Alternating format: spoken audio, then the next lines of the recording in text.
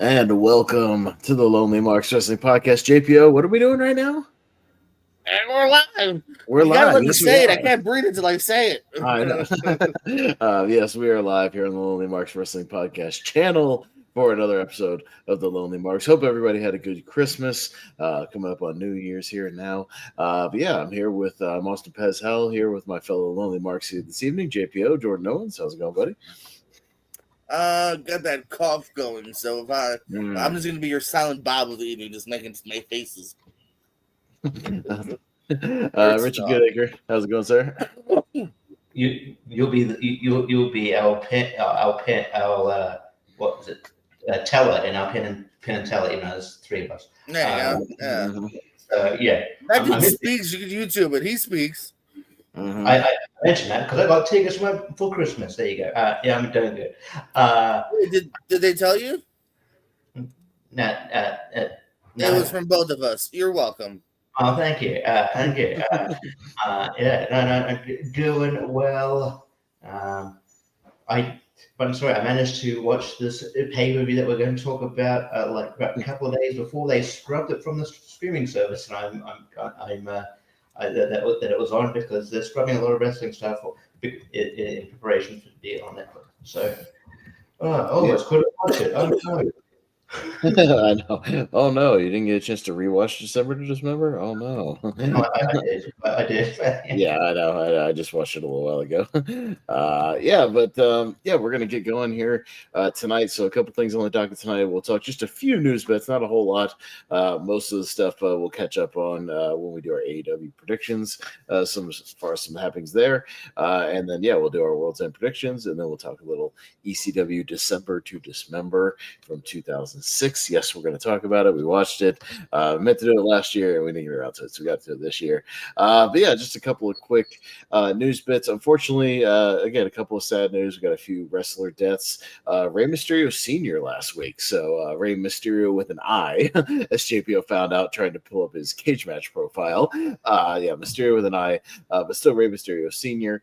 Unfortunately passed away. And JPO, you said something about he was still active even at what, 66? Yeah, 66 years young. And still there's matches evidently he did one last year and did like 4 the year before. So I took the year off. Hopefully he relaxed and had some fun this last year. But still doing stuff. So one of those crazy luchadors wrestling at least 65, 64. So kudos to him. Big legacy here. I believe the uncle, right? Is that it of Ray? Yeah, something like that. It's still a family member, technically, related to him. There's a lot of people assume senior, junior, that he's the father, but he's the uncle of Ray, who finally, like I said, when Ray first debuted, they had him wrestle as a different name because you had to earn the Mysterio name. So it was a big thing when they finally said, all right, now, kid, now you can be Ray Jr. Yeah, for sure. And star of WrestleManiac, kind of an infamous. I believe even that is an I, right? That is an I. Yeah, sure is. Yes. Layla Milani, that's a former diva. I'm sure. Is. That's what you're thinking of, probably, Richie. Layla Milani.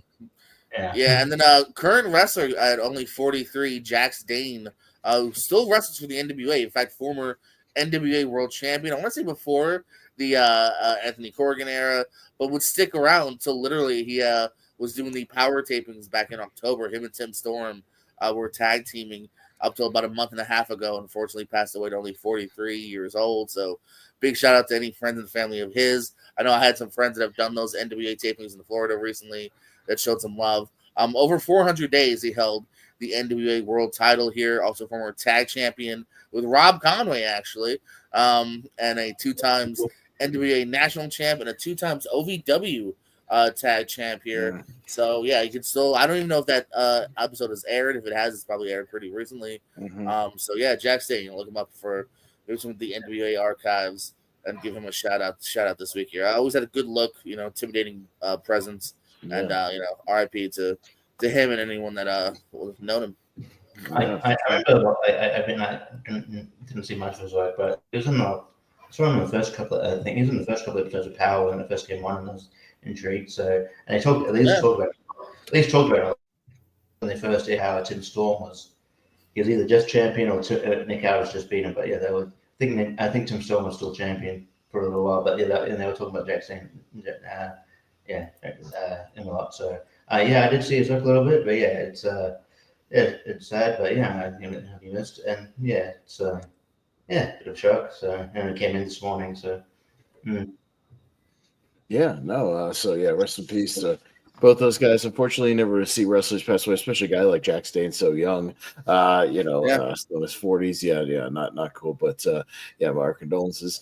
Condolences to buddy Jacob Barber, who's not here tonight. Fortunately, he wasn't going to be here anyways, but we won't go into too much detail. Family member passed away, so our thoughts and condolences with you, buddy. So hopefully we'll get you back next week. We'll move on. JPO, you watched ROH Final Battle. Any news coming out of Final Battle there? I know you watched. Richard was there too. We watched with a couple people, including our buddy Eric. Not too much. No, that it was still a pretty fun night. It kind of reminds me of an AEW pay-per-view. Not everything was built too greatly, but the ring action does indeed deliver here. The big notes here is the return of Danhausen. Very nice, very evil, coming out with a Danhausen mask to reveal the Danhausen face paint. I thought for a second it wasn't going to be him. Then he had to realize he had the giant Danhausen tattoo, so it kind of had to be. So guessing he's back. Don't know if he's back with AEW. If he'll just do the Ring of Honor, so I guess time will tell for that. Nigel McGuinness accepting the open challenge for Lee Moriarty's pure title. That was pretty exciting here. In fact, evidently our friend Eric reads the dirt sheets because right before I said to the group, like, who do you think it is? And Eric's like, I read it was Nigel. And then 10 seconds later, it was Nigel. I was like, I wish I had an asked you. Kind of took the fun out of it. They had a good match. You kept the secret for 10 seconds. I did ask. My fault for asking. I didn't know that it was. I guess it had been reported that like Nigel was with him training recently, so it all just kind of made sense if you knew those facts. They had a good match here, and Nigel putting the kid over cleanly too. It's a nice pure title match. If you know what that is, it's very much technical wrestling. No closed fists. Only so many rope breaks, things like that. So, I will say it was refreshing that an open challenge was a proper open challenge where you didn't know who was going to come out to the curtain. As opposed to AEW's one where people answer it like within a few minutes. You're like, okay. And next week, an open challenge, such and such versus person. Okay, that's not random. And not only did he finally win a Continental match this week on TV, but a night before he won the Ring of Honor TV title. Commander is your new Ring of Honor TV champion, winning the Survival of the Fittest 6-way elimination match. They had done the shtick where Brian Cage lost a couple rounds into it, so you knew we were going to walk away with a new champion. Commander is your new champ. Other than that, all retains. Same tag champs, Dustin Rhodes and Sammy Guevara in a nice bloody bull rope match. Chris Jericho retaining over Matt Cardona. Athena retaining over Billy Starks, which is really surprising to me because it literally was the same match last year and the same outcome. You know what I mean? It's like to me, I thought this was a Billy Starks, Cody Rhodes finisher story moment. No, this is what if Cody lost again moment. So kind of interesting. I feel like I don't know. I feel like something changed. Was that one of the Hammerstein as well as all the other shows they've been running this week out of the Hammerstein? Oh yeah. This is one. Yeah, this was also the Hammerstein. Yeah. Those Hammerstein Collision and Dynamites are getting rave reviews as far as like good crowd, really good matches, and people are like, man, they should have set up shop at the Hammerstein. They threw toilet paper at Ricochet. I know they bring back the toilet paper like Jimmy Ray. Embracing Ricochet's new shitty attitude. So that might become a new thing if you're a Ring of Honor fan back in the day. That was a Jimmy Rave thing. So that was a lot of fun. I wish I had been able to go to one of those shows. I was able to do it at 2 Jimmy Rave at ROH Final Battle 2005. It was interesting watching people walk in, and it was literally a thing where people were bringing 12 packs, 24 packs, and handing them out to everybody. When because they would bring out whoever I forget who we faced that night, but came out first. So as soon as we knew the match was about to start, it's like, okay, you get it, and of course it always was wait till Jimmy gets in the ring, he steps in the ring, does his little pose, here comes the toilet paper. So being able to throw toilet paper was a ton of fun, and I know he personally embraced that and had a lot of fun with it once it kind of got going. It's a fun shtick that's only been done the once, as far as I know. I don't know if any company's done it, but as far as mainstream companies, only been done the once. So I say embrace it, and Tony Khan is evidently an old Ring of Honor fan, that's why he bought the company. So I say man. Run with it. That's a fun Run with it. Yeah, let him do it. Maybe get some endorsements. Yeah. Brought to you by Quilted Northern this week on Collision. Yeah. That's do you hate Ricochet? Still does Quilter. I will say also coming out of that, probably the most cursed man ever. So after the match, after Jericho is doing a beatdown or whatever, Bandito comes out and then gets himself concussed.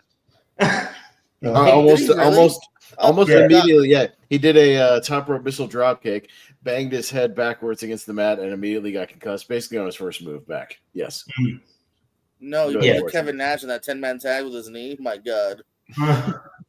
Yeah, so that guy is cursed. Yeah, I mean it's a concussion. He will be fine. He didn't break any bones or anything, but still that still sucks. You know what I mean? That shit adds up, man.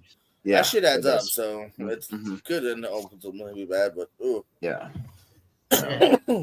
So I assume they're building up to Jericho and Bandito, but it might have to be it might have to be a bit longer down the track as opposed to the next few, but that sucks. But it'd be cool if Bandito actually won. But I thought maybe they would put on Matt Cardona, but that's probably a bit too random. I don't know.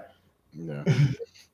I thought he had a shot, but no, didn't do it. Still unclear as to what Cardona's future will lie. I feel like this is a good sign that may end up being AEW and Ring of Honor, but again, time will tell. Yeah.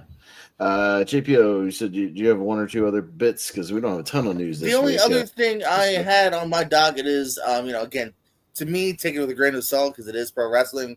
It's sounding like even worse news for Bronson Reed. Now it's not just past Mania. It sounded like it could be up to a year.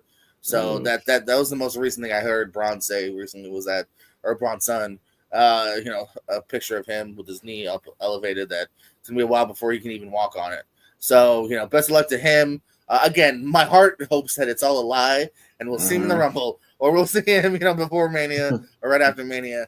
But if that is the honest to God's truth, then we are looking at a bit of an even worse stay for him before he gets back in the ring. But regardless, best of luck to him. And hopefully it is shorter than longer. But that sucks. That sucks to hear that it could be literally this time next year before we see him possibly, if not a little bit sooner than that.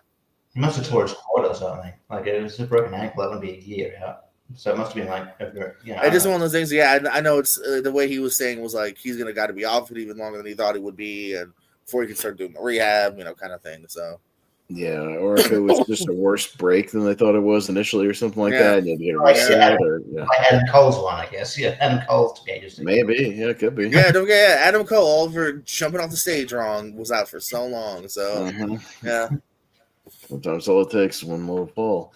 And a lot of the other stuff, we'll catch up on some AEW stuff as we do the predictions, stuff with the Continental Classic and whatnot, because we got our semifinal matches set for that, and thus, subsequently we'll see what the finals match will be. But yeah, if you guys didn't have any much, we'll kind of jump into it because we got a lot to do, even between the predictions and December to Dismember. So, JPO, you're the predictions guy. You got us some graphics ready to go. The rundown here for us. Man. Well, at the moment, I believe we're at an even 8, so we're not at a really long show right now. Of course, that is before any pre-shows are added. None of these are. Or if they add anything last minute on Collision as well, it's very possible they could add anything I've got really, but it's not really news that we suspected this, but I think Tony Khan announced that a Rampage is coming to an end. So does that mean Shockwave is going to be starting up, or is it just going to be? Apparently, with Shockwave, apparently because they haven't announced anything. Apparently, maybe there's a rumor that Fox might have passed on it because of the low ratings AEW's been having, so they're shopping it around. So I didn't really hear you the first time. You said Rampage is coming to an end. Is that what you said? Yeah, it's. That sucks. Tony Khan apparently made an announcement that the last of the tapings was this will be the last one for the foreseeable future, and so it'll just be Dynamite Collision and Shockwave's up in the air because apparently Fox kind of maybe reneged on the ratings. So I heard that part. That's not the first part. I like changing my voice. So. You like to go over it again. Just for kids in the back that didn't hear you. I got you. No, that's I just anything with tradition. I will miss a little bit here. And I was one of the 12 people that watched. But yeah, we got AEW Worlds End coming up to you on pay-per-view. It's this Saturday. normal time schedule, 8/5 p.m. I also did a couple quick notes here too. Trios titles not on the line, and they haven't been defended in a month and a half. I know Okada's in the tournament, but by the time we ever get a defense of that title, it'll be well over 2 months by the time that title's been defended too.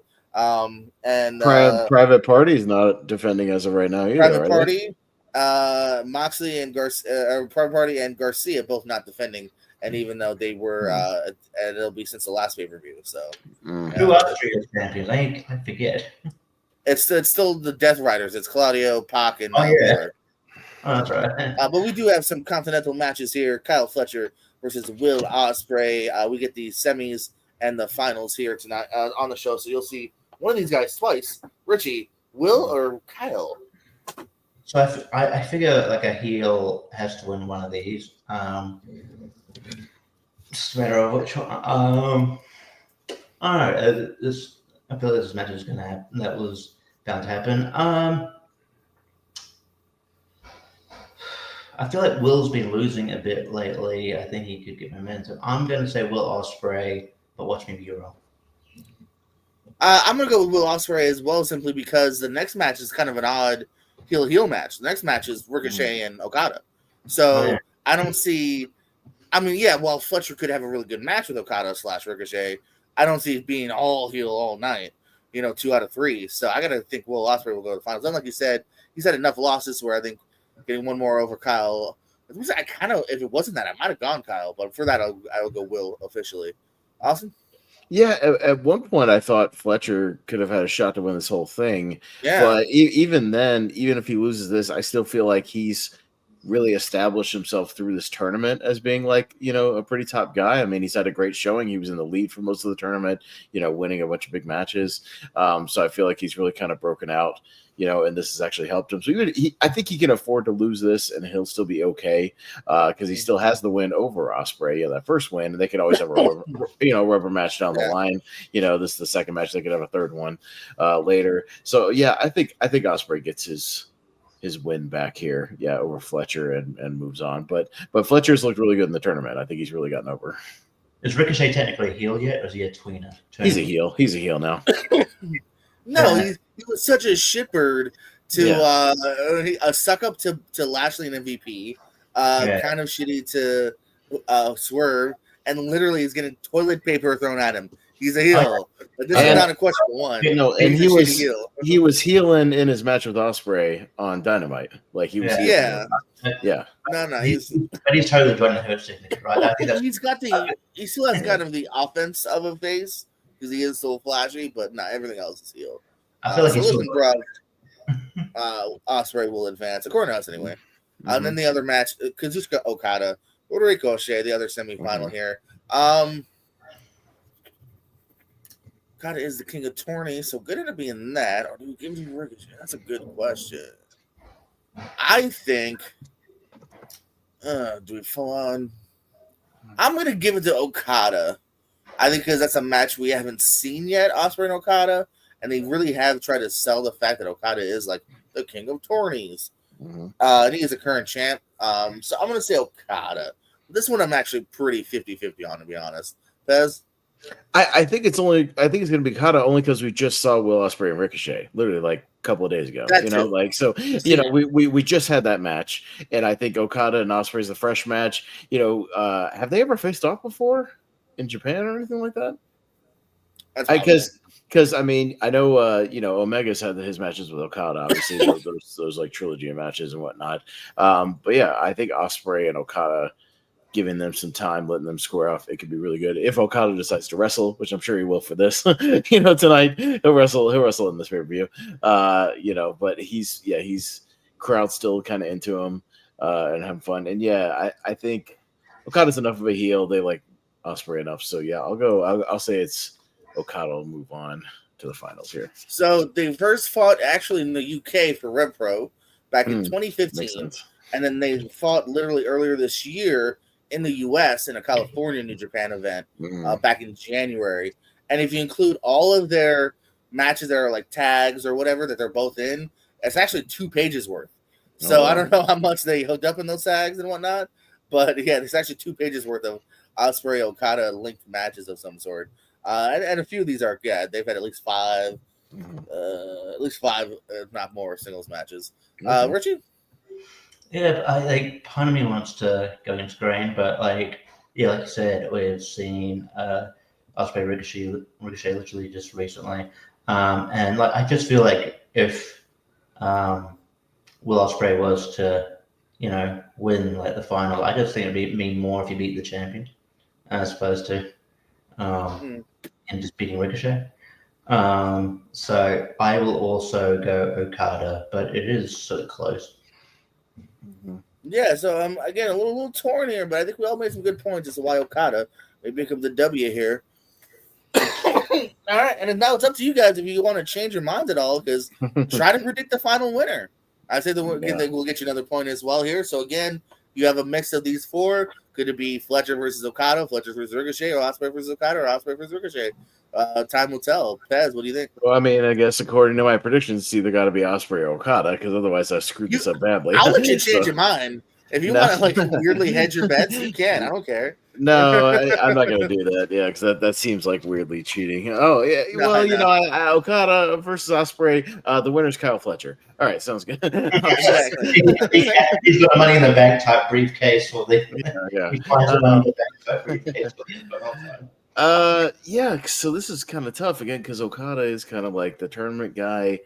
They could pull the swerve and like Ospreay doesn't get the win. I feel like Ospreay kind of could use the momentum back since he's had some big losses lately. Man, I almost kind of feel like, and this is not to get ahead of myself or spoil the predictions for later, but I feel like if you're going to have maybe Moxley retain the title, you get some kind of babyface to get a big win here, maybe get his title back. So I'll take Ospreay to take the whole thing. Ospreay, Richie. I might. This is one where I might, be a point of difference. I might go Okada here. I think you could, spin that off into I think there's more matches of Brand Okada to come, and I think, if you want to establish Okada as the king of like tournaments, I think he should at least win one AEW tournament. So I say Okada retains. Yeah, no, it's a valid point. Valid point makes me think, but I'm gonna stick my mind with what I was gonna say originally. I'm gonna say Ospreay gets it. I think the Continental run by Okada's just been fine. Let's crown a new champ. Let's do something a little new. So maybe that's just where I'm leaning. But again, I'm a little torn here. And we're a little torn. It's general. Richie saying Okada. Me and Pat saying bro. Mm-hmm. Hey, if it ends up being that, then good for us. We get to watch Ospreay wrestle twice that night. So there you go. Yeah. never a bad thing. So Dynamite Diamond Ring. We're also invested in that fucking ring. MJF and Adam Cole, babe. Hey. Where are we down to? Richie again? Yeah. What? We didn't find somebody else to fight MJF, instead of Adam Cole again for like the third time?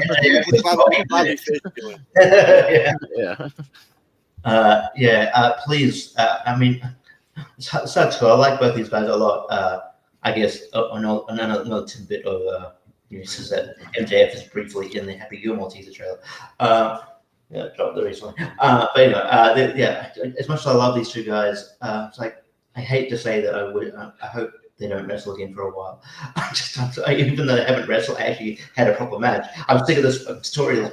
And the storyline is we'll get to it in the Lonelies, but this storyline fucking sucks.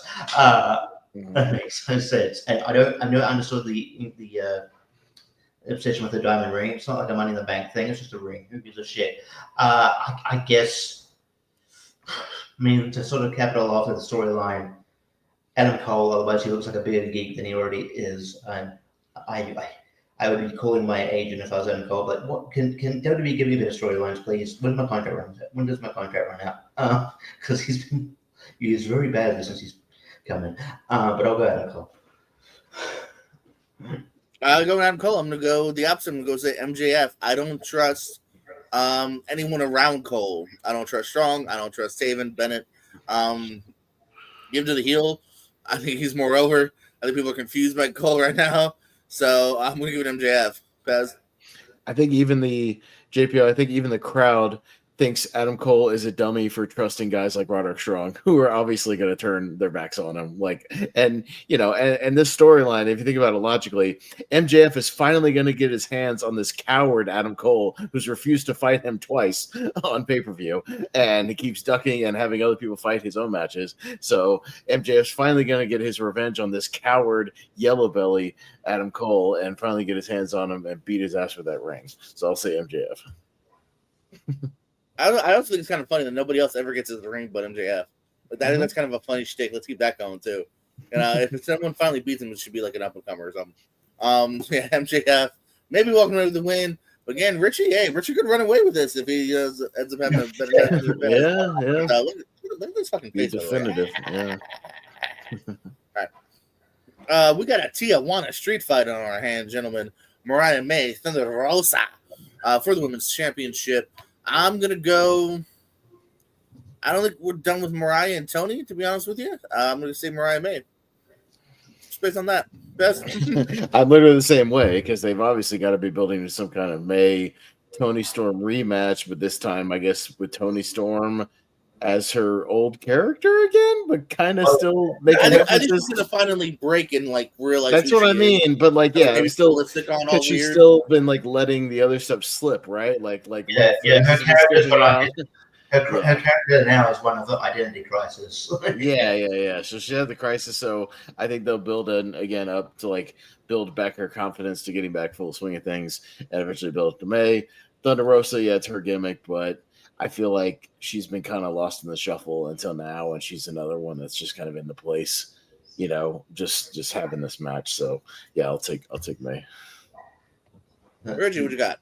This match just feels there to get Mariah May on the card. I don't know why. Thunder Rosa is cool, but they haven't done shit with her since she's been back. And what has Thunder Rosa done to earn a title shot? Not much. And Tijuana street fight will just be a street fight, and Tijuana because she's from Tijuana. But yeah, I suspect that Mariah May will retain, and that maybe Tony Storm wins it in Brisbane and at Grand Slam, where I will be. So yes, Mariah May. I feel like this match is kind of pointless. I kind of groaned when this match was announced. I'm like, okay, I guess you want him on the card, but it just feels like a TV match. I don't know. I disagree with you on that. I think you're being a bit of a hater in that case. You do need, middle stories, and they've done enough to build Thunder Rosa back up again to where this does track. At least it's also a street fight, so something different on the card than what we're going to get with everything else here. So I don't mind the match itself. I also don't think Thunder has enough momentum where it's on there, but that happens with a lot of title matches, unfortunately. Watch them come out swinging like Willow and Chris Statler did on that one pay-per-view, and they just steal the show completely with that street fight. I think I don't know about Mariah, but Thunder can have a good T1 fight. Although I do agree with Richie, I hate certain street fights because what's the difference between Atlanta, Chicago, Miami. To be fair, JPO, we've been guilty in USW of having Duval street fights. I don't know what the difference between a Duval street fight and a whatever street fight is. I don't think we have, but every company does it. I'm just saying it just ends up being the same match. Mm-hmm. I think we're all in agreement, right? We all agree Mariah May retaining. Mm-hmm. Yeah, that one might be Takeshita defends his international championship against Powerhouse. Where are we on? Pez, who we at? This could be some meaty goodness if they let them have some time to just beat the shit out of each other. This is like the unexpected match I didn't know I wanted. Because I'm glad Hobbs is back. I like the guy a lot. But again, Takeshita, I'm still kind of with him as far as being the champion and, still being a pretty fresh champion. I think we're still going to have him here.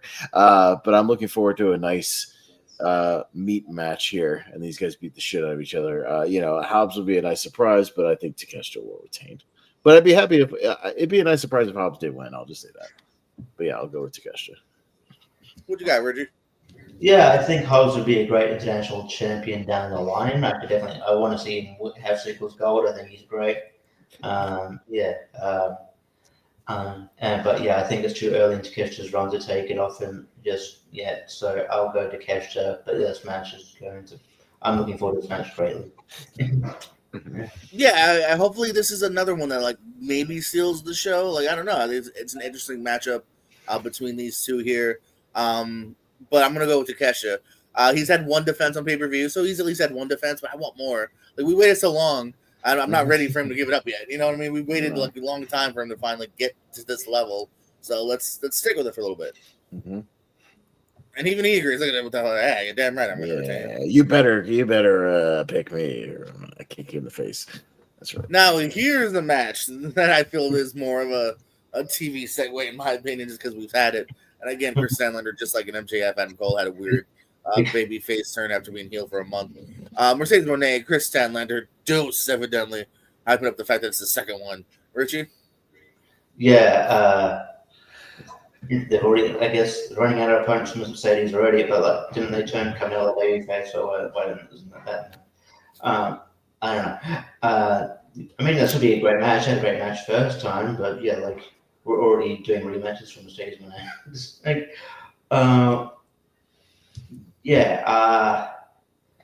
I guess I'll say Mercedes. I know they're still trying to make a big reign thing, but like I think she should be a bigger deal than what she is. Just the way her booking is. I think it'll be a great match. Though they had a great match last time, so I'll go Mercedes. But I kind of wish it was Mercedes versus Camille, which is what I thought they were building towards initially. Yeah, Camille's kind of disappeared recently too. Yeah, so they haven't forgotten about her already. Damn. Camille's been handled weird too. That's another one that like they rushed it. Her debut match was like I want to say on a Rampage again, but they never hyped it. Then she technically turned face. Got fired. We haven't seen her since. So like another weird one. Almost like the female Wardlow. As far as like the hot guys. There's a world where Chris may win, and maybe she'll end up fighting. Well, no, because she's the face. I don't know. I think it's just gonna be Moné again. This to me feels like, all right, we got to have Moné on the show. Hey, she had a good match. Like not everyone loves all her matches, but her match with Chris is pretty good. Let's do that again. So I'm gonna say Moné, your CEO, Pez. It's interesting. I might take the swerve just so me and JPO don't have the exact same predictions. I mean, I can see a world where Chris pulls the upset here, and you switch up Mercedes' gimmick a little bit. You know, she's had the title, she's been flaunting it around. You can switch it around here, and it would still be believable with Chris beating her, and have Mercedes go out and start complaining and whining, and do like kind of a different shtick with her heel gimmick, and go for the chase. Then, I think this is one where on a fairly predictable card for the most part. I think you could pull a swerve here on the crowd and maybe give them something to cheer for. So you know what? I'll be a little bit different, JPO, on this one. I'll take Chris to pull the upset here. Yeah, I thought about it. I really did. So that's the same. Chris has the shot. So just so we don't have the exact same predictions, why not? Yeah, so far I mean we were some simpatico. Yeah. And then Moné though for me and Richie. What we got? Oh yeah, here we go. We are at the end here. Your AEW World Championship Fatal 4-Way. John Moxley, Hangman, Orange Cassidy, and Jay White. Excuse me. Is this on me? Yeah. I wanted to hear other people's opinions. All right. The stag is decked against them, but I think Jay White has zero shot. I just don't see him holding that title right now. I don't see Paige holding it. I feel like if Cassidy gets it, if he does get it, I feel like it would be more like last month and a nice one-on-one. And I think there's just other opponents, whether it's Ospreay. I think we're also leaning to Darby again, quite possibly. I think Moxley gets it. Pez? Yeah, I'm the same way here. Why is Hangman in this match, by the way? Jay White has a legitimate point. He's like, I beat your ass twice clean in the middle of the ring, and somehow you're in this title match. That makes no sense. It should be Christian in this match, honestly. Yeah, I had a Mandela effect and thought Christian was in the match. I could have sworn it was Christian instead of Hangman, and that would have made more sense, actually, because Christian doesn't need to be in it. Christian has that Money in the Bank thing, remember? Oh, I know, but he could use it to be in this match. I don't know. It's weird. No, he's going to use it at the last second. At least I hope he does. I wonder how that storyline's going to end, because I don't see Christian winning the title. but he's got the thing where he should win the title. Yeah, I know. That would be odd. Maybe Edge. Yeah, I'm with you. I think they're still building to Moxley and Darby, down the line, in the next 2 or 3 months. So I just don't see Mox dropping it until, we potentially get to Darby. So yeah, I'm gonna take Mox as a pretty safe bet here. Richie, what you thinking? Yeah, I actually think this is probably one of the more predictable championship matches we've had in a while. Your main event. Yeah. I don't think the other three have a legitimate shot. Maybe you could, the biggest one's maybe Orange Cassidy. I think Jay White has been built that way. I would love Jay White to win the title at some point. Just not, he won't be here. I'd love a heel run for Hangman Page. I would like his work lately, but not here. And since he turned heel, he's been calling out Darby Allin. I think, and then that's where the storyline's going to progress. Where maybe we'll find out why he carries a belt in the bag. It's AEW, so maybe we won't. I don't know. We will. I almost guarantee we'll never get a solid reasoning for that. I think the best we got was their half-ass it's the Roberts of looking at it or whatever. JP, this is a no DQ match. This is a 4-way, right? So Darby Allin just runs his car into the ring and disrupts everything, and Mox steals a win after he runs his car into the ring. Tries to run everybody over. Darby Allin will try and run Motor after the match, and then hurt more of himself than Moxley again, like last time. Yeah. I think Moxley retains here. I'm not sure how, but he probably a Death Rider involvement somewhere too. But yeah, I'd like to see all these others as champions at some point, just not now, because I think they're going up towards Darby Allin. So yeah, yes, feels like, I don't know, for a year-end pay-per-view, you'd think they'd have more high-stakes matches. But anyway, I'll go Moxley. I don't know. Even WWE Armageddon sometimes did and then sometimes didn't. I almost feel like this is kind of like I don't want to say a B pay-per-view, but some of these matches do feel like it's the middle chapter pay-per-view kind of thing. And this feels like one to me. This matchup, feels like we're doing this so we can get to Moxley and somebody else, Yeah. So yeah, just a brief overcaps from the matches you'll see here. Some fun Continental stuff here. That should be at least quality match-wise. This might be good. Even MJF and Adam Cole, we make fun, but hopefully it's a good match. Well, and I think all three of the Continental matches, all the Continental matches have been really good. So all three of those should be great. Straightforward, just good clinics, Yeah. Like we always say, it's we might rag on the storylines on TV and stuff, but we'll always be eager to watch pay-per-views because the rest. Yeah, I don't think anyone else. Yeah, I've never been that mad in an AEW pay-per-view. Yeah, so it'll be a decent show here, and then not too long after. I looked at HBO Max before, or Max. I keep wanting to say HBO. I looked at Max before, and they're if you could put in AEW, it shows you upcoming January 1st and January 7th. January 1st. Yeah, the Dynamite, which I will be attending here in Asheville, North Carolina, this next week. So maybe they'll do some big stuff on that one because it'll be the first one that will be simulcasted on Max. So that's a pretty big deal. Literally the same week, within the same week span, we've got AEW debuting on Max and Raw on Netflix. So two big kind of streaming debuts for new shows. So you'll probably get I'm guessing. I'm almost sure you'll probably get the return of Adam Copeland. No, they're pretty much almost guaranteeing that it's Adam Copeland and FTR facing the Death Riders on that show. Yeah, it's kind of like what they're basically saying. That Adam Cole, or Adam Copeland, excuse me, will return on that show. So yes. Well, he also makes sense. He lives in Asheville now, by the way. Yeah. With FTR. I haven't seen Adam Copeland at my Publix yet. I'll just put that out there. I've been on the. I'll be on the watch out for him that week because I work every day leading up to it. So I'll be looking out for him and see if I see him. Spot him in Have you seen Beth Phoenix? No, but I'll be looking for a Glamazon on the frozen aisle. But yes, no, that's almost guaranteed given the fact that he's also kind of not like hometown, he's Canadian, but he lives in Asheville now, and FTR of course are Asheville guys, so they'll be big over. They'll probably be the main event, I'm sure, of that Dynamite. So well, I'm interested to see what kind of matches they have, with the fallout of World's End, what we might see on Dynamite. Yeah, man, I'm sure they got some big stuff planned for that Max debut, so that should be interesting. So yeah, Return of Danhausen. Hey, another exciting week in the world of wrestling, though. 2 big streaming debuts. Oh, and yeah. That Netflix show is going to be big on Monday. So, yeah, we should have some surprises on there. And some big stuff. CM Punk, I told you guys in the group chat, he was on the they had football on Netflix, NFL on Netflix on Christmas Day. And, the pre-show we had it on. And CM Punk was on one of the pre-show panels, and they were plugging it pretty hard. They were throwing commercials up there every, other commercial break. So they're pushing it, man. So should be a big debut.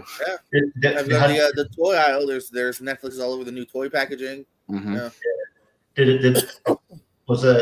Did people report any like sort of streaming? I guess again, more people are going to watch NFL than wrestling.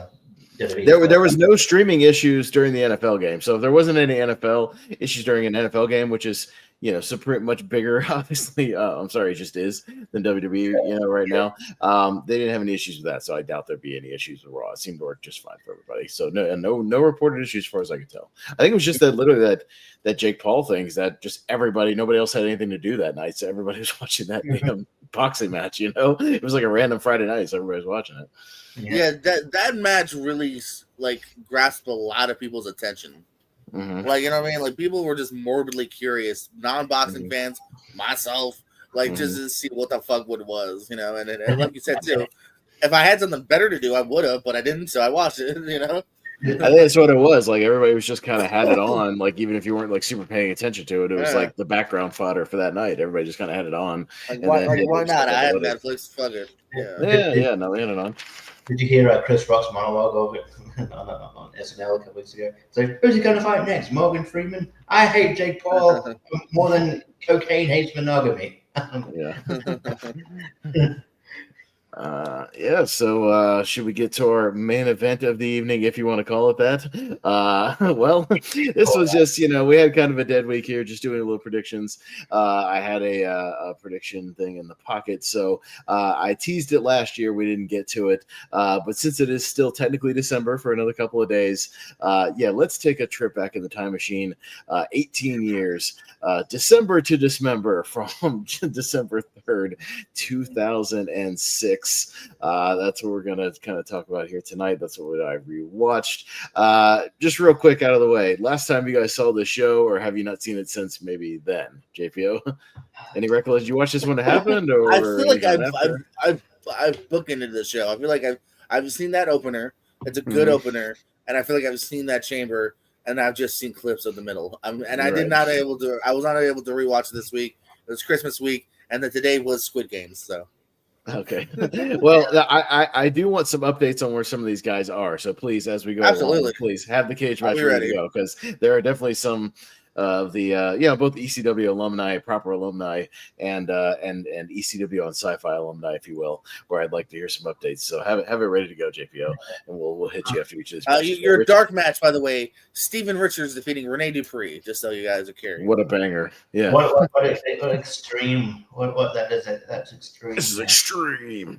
Yeah. I'm going to count up as we go, by the way, all the proper ECW alumni, and see how many actually we had on this show, which I think it's only like 6. It's like not that many. Yeah. Count how many actually won as well. Yeah, I think it's like 2. I watched this. I also watched it when it, it first aired, and so it's disappointing. I mean, I was like, oh well, yeah, it makes sense. If you're getting 3 brands, you're gonna have your own, and they're doing brand specific pay-per-views at the time. I was like, okay, it makes sense. For ECW had one eventually, and then not that I was under any after watching the kind of I guess I kind of figured that maybe it wasn't going to be the ECW of old, but I still left. I still felt pretty disappointed by the end, and I think I don't know what the context was, but I have watched it since then. But it was still something, and I'm going to watch it prior to this, but I did watch it a couple of years ago for something. I guess I wanted to just maybe refresh my memory and see, is it as bad as I think I thought it was? And I don't know, it's not good. I don't know, but I mean, it's not high praise by any. I mean, it's better than Heroes of Wrestling. I guess we'll talk about it. No, but this opening match alone gets it past Heroes of Wrestling. yeah. But yeah, would you like the answer as to how many ECW originals there is? Yeah, go ahead, hit me. Yeah, because I think 5 you or 6, overshot right? it. It's 5. Yeah, 5. Okay, yeah, that's what I thought. It would have been 6 if Sabu made the fucking match. That's what I mean. 5. Yeah. So I think that's what I was thinking, because originally he was supposed to be in the match and he's not in the match. He gets taken out. Mahoney, FBI, 2, 3, Joey Tommy Mercury, Dreamer, RVD. Oh, I'm sorry. Then 6. I forgot about Mercury. Joey Mercury, aka Joey Matthews, Christian York, and Joey Matthews. No. Yep. Good pull. Yeah. No points to me, only points to you and WWE. Yeah, that's all good. So we are at the James Brown Arena in Augusta, Georgia. I believe a hot crowd of about, I think, 4,000 people, something like that. Not one of the larger arenas. Seems like an arena that. Yeah, I think they were, properly expected, not that many people here, but hey, get a smaller building, fill it up, that's fine. Yeah, even though I kind of liked when it first started, the TV tapings were in smaller places. I like that. Yeah, no, I don't mind it. Joey Styles and Taz on commentary. A young Justin Roberts, your current AEW ring announcer, your ring announcer for this evening here at December to Dismember. So he's in the ring, and there you can spot him, babyface Justin Roberts. Just kind of getting started. Sorry, he wasn't confident. Justin Roberts has been on it. He still sees finding his feet kind of. Yeah, he's very green. Yeah, he hasn't got. He wasn't John Moxley, a John Cena type dude. But not quite. And just for context, as of pay-per-view time when it originally aired, the only 2 matches announced officially were Eminem versus the Hardys and the Extreme Elimination Chamber. That's it. That's all we knew of the card. I also point out Hardys and Eminem both weren't on ECW at the time. They were they were not. No, Hardys put out an open challenge. Eminem answered the open challenge on Raw. Yeah, that happened on Raw, not on ECW, and they just said we'll have the match at the December Dismember. Cool. So that's the only 2 matches you knew about. So if you ordered this show, if you paid your $50, you only knew about those 2 matches. You had no idea what was going to happen in between. So good luck to you. This show ends up only being about 2 hours and 10 minutes, by the way, not even a full 3 hours. Fairly short show. Yes, we open up with, in fact, Eminem versus the Hardys. We got Mercury, Nitro, and Melina versus Matt and Jeff Hardy. Jeff, at this time, the current Intercontinental Champion, so that's something of note. Got this match. I mean, crowds, at least excited to see the Hardys and Eminem, and at least think they're probably going to get a good match here, which they pretty much do for the most part.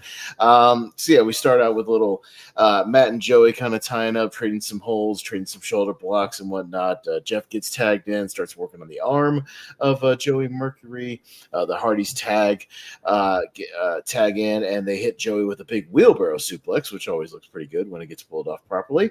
They start to isolate him, but he's able to go over and grab a tag to Johnny Nitro, who, by the way, if you don't know who Johnny Nitro is, he's the current Johnny TV.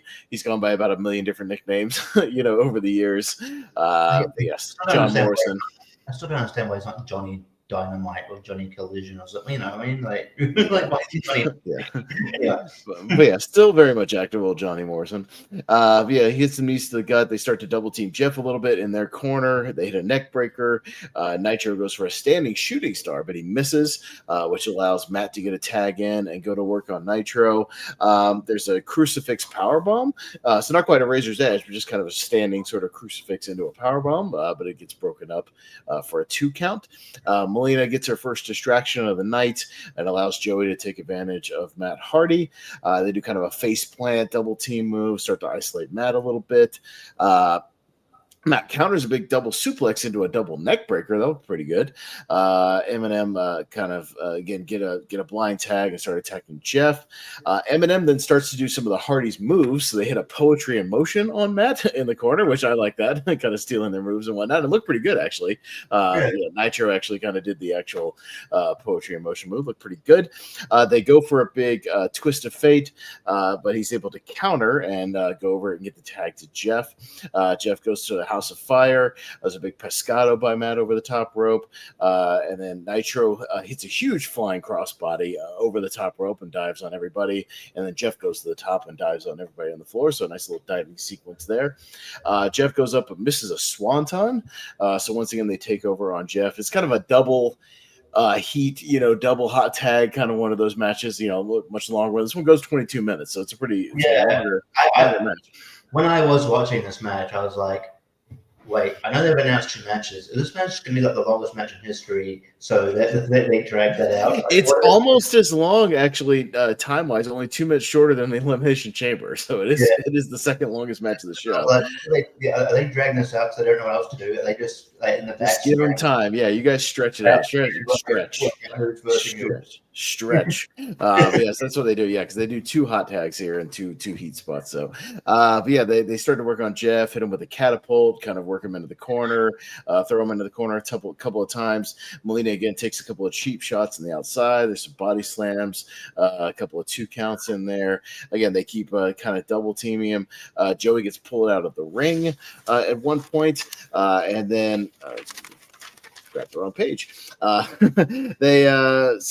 They knock Matt off the apron in order so that he can't get a tag. So they keep isolating Jeff.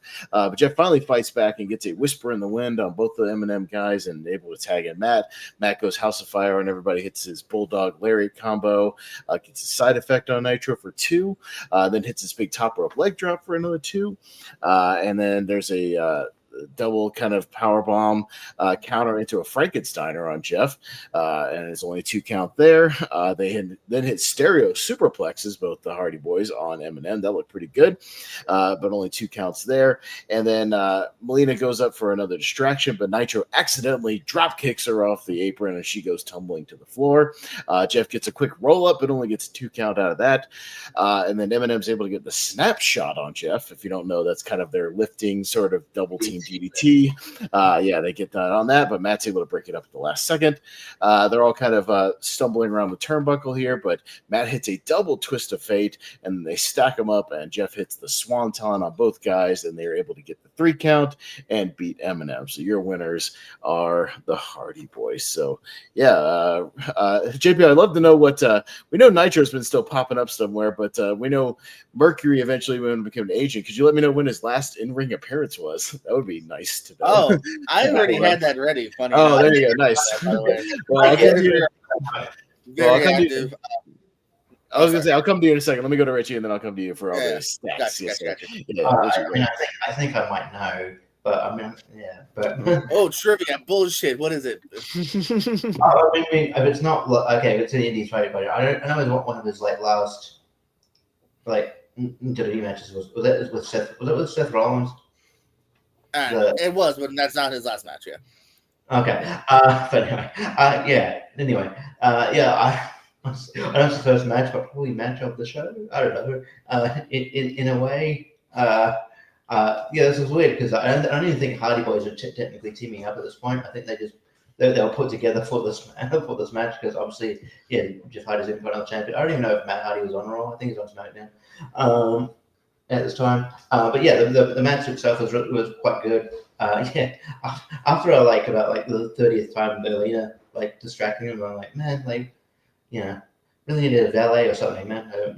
Matt's probably upset that he had a falling out with Lita. She could really be handy by now. But and that's just around that time too. Melina had that stupid thing where she'd scream. She'd go, ah! She was doing the full on Daphne gimmick of the screaming at ringside, over and over again, which is never a popular gimmick at all. So yes, I guess if you want to get heat, go ahead. But it was a really good match. Just went, I feel like they were stalling. So it got after that, about 14, 15 minutes, you're like, okay, wrap it up now. I like you guys, great, but I'm ready for you to go to the finish. I've always liked Eminem. I think they had more longevity as a tag team. It's just unfortunate that Joe Mercury's face got exploded. I think they could have been more sort of memorable and sort of legendary tag team because they had a great gimmicks. But this match is pretty good. Yeah, JPO, hit me with some facts about some of these gentlemen here. What you got, or ladies? So 3 and 4s are still very active. Hardys are current TNA tag champs. Nitro, as you guys said before, Johnny TV. Johnny Elite would have made sense to me because they do have more than one show, but Johnny TV, because he does pop in. It seems like recently more Ring of Honor than AEW, though even that he's not doing much in. He was on the pay-per-view. And then Mercury come back as an agent, and then J&J Security, him and Jamie Noble had about 5 matches. They would always lose for the last match. They do have a win over Seth Rollins. And then he would return to the Indies. But it's been about 6 years. His last match, I lost to Hornswoggle. Is the last time he was in a ring for Tommy Dreamer's House of Hardcore. And as you mentioned too, for the time of this, they definitely saw the lineup and went, "Go long, boys, have fun." Because what other stretch non-title, no titles are on the line match gets 23 minutes? Like that just doesn't happen. This match is about 14 minutes longer than anything else besides the main event. 14 minutes longer than anything else besides the main event. So yes, no, and like I said, even the main event, it's like a minute and a half shorter than the main event. It's almost as long as the main event. And those normally, of course, do go long because there's like their intervals. Not everyone's involved in once. So, and the fact that it's only a minute and a half longer shows how long this one is, and kind of how short that one is. And can you confirm? I'm pretty damn sure, like that the Hardy Boys were on separate shows. They were just paired together for this show. They were, I'm pretty sure. I don't know. Like I said, Hardy's the IC champ at this time, so he's got to be like on Raw, and like Matt's got to be on SmackDown. Yeah, right. I'm pretty sure that was true. Yeah. Yeah. So it's a whole. So the weird thing that came together. And I'm pretty sure this match only got put together maybe like a week before the show. Which was it's like okay. Yeah. But as JP was looking that up, we'll kind of move along here. We go to a kind of a backstage pre-tape. For RVD cutting a promo. It's just kind of a basic thing about, the risks and the rewards of the Extreme Elimination Chamber, that he knows injuries could happen, but the risk to be the ECW champion is worth, the risk of injury. So just kind of a basic promo from RVD. And then out comes your teacher, Matt Striker, our favorite wrestler in the world. With his face on his ass. With his face all over his ass on his pink tights. As for the Hardys, it's a little bit of both. They're tag teaming occasionally. They do have matches interspersed, but Jeff is kind of on a solo run as he is the champ. But they are teaming a little bit. So okay, gotcha. The only part I don't really remember about this match is I did pop a bit and Taz crack up, but Joey Styles goes, "You got to wonder about a guy who wants to sit on his own face." Yeah, that was a funny line. They were cracking a lot on the show. I think just trying to amuse themselves. It's a pretty bad show. But yeah, they were at least having fun. But yes, your teacher, Matt Striker, comes out, talks about how smart he is, and how he asked the crowd if they'd like to see him in an Extreme Rules match. Of course, they would like to see that. But he says, okay, well, we're going to extremely enforce the rules, which means a match with, no eye gouging, no hair pulling, no top rope moves. Like that's that whole Jim Herd thing from like 1990. Yes, no top rope moves or over the top rope, things like that. So yes, he tells the ref to extremely enforce the rules. So essentially Striker's rules is what they call this match on Wikipedia. But it is your teacher, Matt Striker, versus Balls Mahoney. So at least one of your ECW originals here. But yeah, so they start out with a few lockups. Ball's kind of wrestling him a little bit. He gets a couple of long holds with a few rope breaks. Matt kind of scrambling around the ropes, kind of breaking it out of there. Eventually, kind of momentum shifts with Ball's charges on Matt, but he runs into the post. So Matt begins to work on the shoulder and the arm with, oh my God, so many arm bars and so many arm locks and arm holds and arm slams. I swear, this match is like 6 minutes. It feels like he works on his arm for like an hour.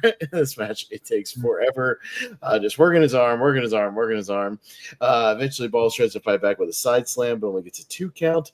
But Balls goes up to the top rope, but Striker shakes him off the top rope behind the referee's back, of course, the old gimmick of, no cheating in this match, but of course he's cheating left and right, because of course he is. Eventually, Matt gets a decent-looking rolling Fujiwara armbar. He kind of rolls through and pulls a good one, holds him in the hold for quite a while. Balls fights back with his kind of signature right hands, starts to hit those jabs that he hits, and then the wind-up right, and then out of nowhere just hits the sky high for a 3 count. And and that's it. So just out of nowhere, he hits the wind-up jabs, boom, boom, boom, sky high, done. So that's it. Match is about 5 or 6 minutes, something like that. Boy, was this ever a TV match if you ever saw one, Richie. Yeah, I feel like they got told before going to the curtain, the old Brian Alvarez, call it in the ring. So yeah, this is definitely a TV match.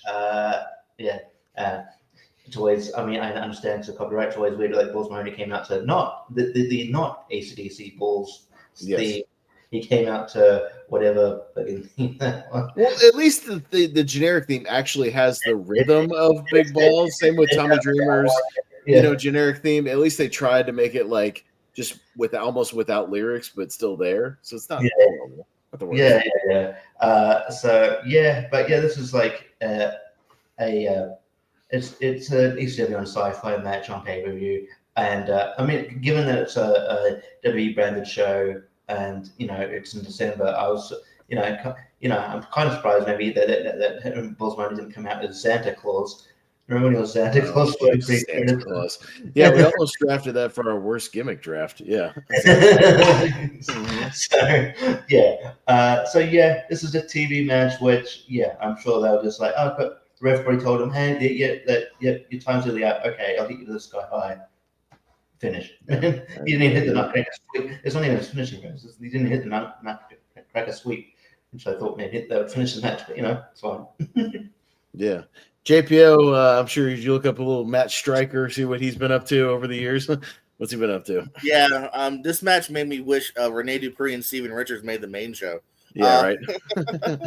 Unfortunately, Balls Mahoney would pass away in 2016 at the age of 44, 1 year older than actually Jack Stayne we talked about earlier. He wrestled a few months prior in 2015. A flaming tables match is the last match Balls Mahoney had going on the right way. And Matt Stryker kind of a little bit more successful in the commentating area here, Lucha Underground for a while. And then last place was TNA. But that was about 2 years ago before the kind of new lineup of Matthew Raywold and whatnot. So he hasn't wrestled in about 4 years. So not so much news on kind of where Stryker's at. Where you at, Stryker? Isn't he on MLW? Didn't he do the Battle Riot commentary? Yeah, I heard him on MLW. Is he still MLW? Sure? I could have sworn that Battle Riot we watched. He was the last one. He was on commentary. Yeah, but right. Was that this year or was that last year? It was after his TNA run. I don't know. But still, is that 2023? I'm just saying, like, it's been the one we watched from this year. I know I watched it this year. I'm pretty sure he was on commentary. I think. Yeah, I think so. I don't know if he's a regular on commentary or if they just brought him out to the Battle Riot. I'm not sure. He was a regular for a while. That's for sure. Okay. Well, yeah. All right. So, and here's where the bullshit chant started the first of the night, because we all of a sudden rush backstage with the cameras, and Sabu is down and out in the backstage area, aka Vince McMahon didn't trust or like Sabu and pulled him off the show. So we cut an angle that Sabu was just laid out backstage. He's unconscious. We got a whole bunch of paramedics just going like, hey, Sabu, you okay? Sabu, speak to me. He's not responsive. Just all this stuff. He's not moving. Everybody's freaking out. Paul Heyman comes out. He's all over the place freaking out. And yes, audibly in the background of this, you can hear the bullshit chants of the crowd as they are mad that Sabu is obviously not going to be part of the Elimination Chamber, which again is odd because he's still all over the pre-show videos for the Elimination Chamber later. So it was like, oh, well, I guess we planned on it till tonight, which is actually the case. They pulled him out last minute. They're not above like false advertising. I remember, at the opening for like Survivor Series '99, there was still video clips of Rock, Triple H, Austin, and then knowing full well they're going to do that angle where obviously Austin's going to get it with the it's going to be Big Show, So I don't know. It was a choice. I don't even think these doctors have like their CPR certified, let alone doctors. I don't think they're just like that. Yeah. Oh, damn, that sucks. All right. Well, hey, Harper Holly's here. Huh? Hey. Well, and here's the weird thing: would the match would have been any worse if Sabu was still in the match instead of Holly? I feel like it would have been the same match. I feel like Sabu would probably just eliminated first because given how like much obviously Bruce didn't like Sabu, he'd probably get eliminated first or second. Well, at least we would have RVD and Sabu starting the match, and they could have done the kind of greatest hits of their spots. You know what I mean? At least, and then you could have eliminated Sabu. But I don't know. We'll talk about that when we get there. But yes. So we go to our third match of the evening. We got another tag team matchup here. One of 3 tag team matches on the show. So tag team wrestling highlighted here in a way. But we've got the tag team that I completely forgot was a thing. We've got Elijah Burke and Sylvester Terkay taking on what the hell did they call themselves? They called themselves something. I didn't write it down. But I don't know. They called Sylvester Terkay like the Man Bear or something like that all over the show, which again I forgot about. Do they know that? Yeah. I JPO, you can imagine who I'll be asking what the hell happened to when I just naming these names, but I'm sure you'll have that ready for us. But yes, Elijah Burke and Sylvester Terkay taking on the FBI, and credit is the original FBI. It's Little Guido and Tony Mamaluke, who with Trinity, which I forgot about, was a thing. So I forgot about that completely. I couldn't have told you who was coming out, but she comes out wearing next to nothing on this show. So yeah, we've got the FBI taking on Burke and Terkay. They cut a quick promo. I forget what they said. I don't know. They're going to leave their mark on something, but whatever. So Guido squares off with Burke first. Actually kind of out wrestles him a little bit. Burke is a little frustrated. He tags to Tony. They double team Burke for a little bit, showing that they've kind of got the more experience as the tag team. So they go to work on Burke. Eventually, Terkay gets the tag in, tries to go after Guido. Guido's a little bit faster. He misses a corner splash. But eventually, Terkay is able to boot Tony to the outside and then picks up Little Guido and presses him outside the ring onto Mamaluke, taking both guys out, showing his power. There's a tag into Burke. He starts working on Guido in the corner. And then Terkay hits a huge body kick to Guido. He had a couple of decent kicks in this match. I'll give him that. But hit a pretty nasty kick that maybe it's just Guido selling. He's really good at selling that kind of stuff. So he kind of bounced about 3 feet in the air once he got hit with the body kick. Elijah that hits the Elijah Express, kind of running knees in the corner for a 2 count. Guido is able to run over and tag Tony, though, who fires up a little bit. They try to chop down the big man, Terkay, with different drop kicks to the knees, drop kicks to the face. Hit a double flapjack on Burke and only get a 2 count. But then there's Burke's able to tag the big man, Terkay, back in, and he hits some kind of big kick as well. And then Elijah hits the Elijah Experience, which is just, again, the stroke or the skull crushing finale or the most lame generic finisher that everybody used when we didn't have a finisher for the guy. So he calls it the Elijah Express. It's the stroke. He hits the 3 count, and then Sylvester Terkay picks up Guido and hits a muscle buster just to give a big FU to the fans to use Samoa Joe's finishing move. I think even Joe even called it a muscle buster and kind of almost made reference to Samoa Joe without saying his name. Pretty much referencing that he was just ripping his move off. So yeah, another just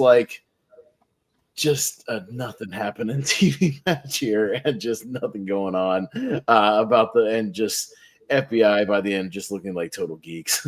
But yeah, Richie, on this one. Yeah, I think Sylvester Terkay should not that he watches, but he should think as lucky stars he wasn't he wasn't drafted in our worst draft because I was considering him.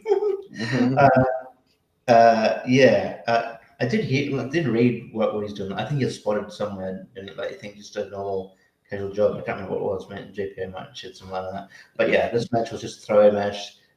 It was less to put over. Cage Match doesn't list like what they do now for a living. It just lists their matches. I know, but they need to. It's I'll get to it. Yeah. I know that. I feel like this is kind of like this is what what they thought he said. You should be like that. It's not like necessarily a highlight of all these ECW talent. It's more like, hey, let's squash these ECW gigs and put over our own guys. That Elijah Burke would have a decent career, but just to Kai was just one of those Vince guys. Like, he's going to be a star. And then I remember they put him over as they were trying to put him over on SmackDown. He was on SmackDown for a bit. And he was like, he's going to be like he's like this. Oh, he's got a background in MMA or something, and he's going to be great. And then you have this feud of Matt Hardy, like, oh wait, you're bad. He's got like, no charisma, and yeah, he's just one of those experiments that lasted like a few months when they realized, oh, I'm surprised he didn't turn into a dance. Like usually big guys like that, like before they head out the door, you turn a babyface and have a dancing gimmick. So surprised he avoided that. But yeah, this match was nothing. Again, TV match. For sure. Yeah, JPO. All right. So, yeah, the Pope would go on to have a decent little TNA run and NWA run as well. He was within the NWA until about a couple years back, 2022. So does the occasional match, although it seems like it's been about a year since the Pope, if you will, is what moniker he would adapt later, has been in the ring here. Yeah, Sylvester Terkay would wrap up his ECW time not too much later, about a month later. This is December of 2006. Yeah, he would literally have 3 more matches. One on TV, a rematch defeating the same exact team, FBI, and then 2 house shows, and then the WWE was like, nah, this isn't working out. So this is pretty much the end of Terkay on television here. He returned to Japan for a few more years. His last match was in actually Guyana back in 2012. Only other update I have is in 2014, he co-starred in the classic Pro Wrestlers versus Zombies. Yeah, he has a fight with Kurt Angle. Yeah. Yeah. So he's in that. I'm not sure. Wikipedia didn't give me any help either.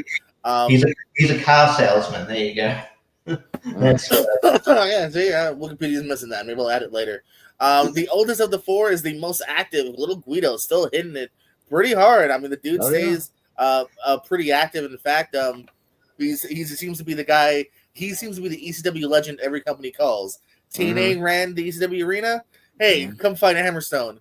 NXT runs the ECW arena. Hey, come fight Tony D'Angelo. In fact, had a more competitive match against Hammerstone, actually, by the way. Almost 5 minutes. D'Angelo was less than 3. So still pretty active, though, even since the NXT match. He's appeared for GCW. Him and Ricky Morton had a match. I'd love to see the combined age of that match. So those 2 locked it up recently here. And like I said, he's been pretty active. Literally not missing a year for a while here. He tried being a ref for a little while, actually, not too long after this for a hot second. Tony Mamaluke, who also appeared at that ECW or the NXT show in the ECW arena here, but just appeared, was in a suit, hasn't wrestled since 2018. Although, fittingly enough, his last match at the moment will go down with him being in a tag team match with, if you guessed it, Nunzio, Little Guido, losing to Steven Richards, actually. The aforementioned Steven Richards. Well, there you go. And just for the shit of it, yeah, Trinity would also wrap up about a month later here. I feel like this pay-per-view made Vince fire a lot of people here because Trinity is another one that's gone by January. Maybe that's why I just don't remember. That's why I don't remember her at all. Yeah, like because I was like, what? Yeah, I mean the run seems to be short as far as matches go. It's only listed. She's doing OVW things by March of 2006, and then she's on ECW house shows in October, and then she's gone by January. So the run seems to be pretty short here. And even after that, the run is very short. She's got like 2 indie matches, and then there's a TNA Knockouts pay-per-view, where she loses to ODB in 2013, which is 11 years ago, and that is currently her last match ever is the ODB loss on a TNA Knockouts pay-per-view. I remember her appearances being quite like random because like she never like properly like was given much of an introduction with ECW. I just remember like when RBD won the ECW title and people were like, let's hoisting him up the shoulders. One of the people in the crowd, I remember like being on a wrestling forum and seeing the photo. I'm like, is that Trinity just randomly there? And she was. Yeah, no, I do remember because again I'm 16 at the time. I do remember a very sexy photo shoot of her in like caution tape covering the goods. Yeah, she's definitely ugly. She was hot. Well, yeah, she's a very attractive lady. Our next appearance, we get Daivari coming out to the Muhammad Hassan music, by the way, which is a little odd because he comes out with the Great Khali, who's from India, not from the Middle East. And Muhammad Hassan had been released like a year earlier. Yeah. So Daivari's still around. Muhammad Hassan is not, but he's coming out to his music here, being accompanied by, I guess, his bodyguard, the Great Khali, who he was fairly new at the time, right? Like this was like I think he debuted. Early Khali. he debuted in 2006. Yeah, so maybe JBO can confirm that as far as like what his actual first couple of appearances were, but I'm sure he's on the case. We'll get back to him in a second. But yeah, he comes out. They come out in the second. Cuts a promo in Farsi. So says something in Farsi, and they get in the ring and kind of just cuss the crowd. And he is facing another ECW original. He's facing Tommy Dreamer here. So Tommy comes out. Crowd is into Dreamer. So Daivari starts out kind of jumping Dreamer with some right hands, but Tommy eventually cuts him off with a couple of hip tosses and a couple of body slams, which Daivari quickly powders out to go hide behind Khali, who kind of taunts Tommy Dreamer here. They brawl inside a little bit as Tommy throws him into the barricades and kind of slams him around a little bit, but Khali kind of comes around the corner and Tommy kind of bolts back into the ring, kind of saving Daivari.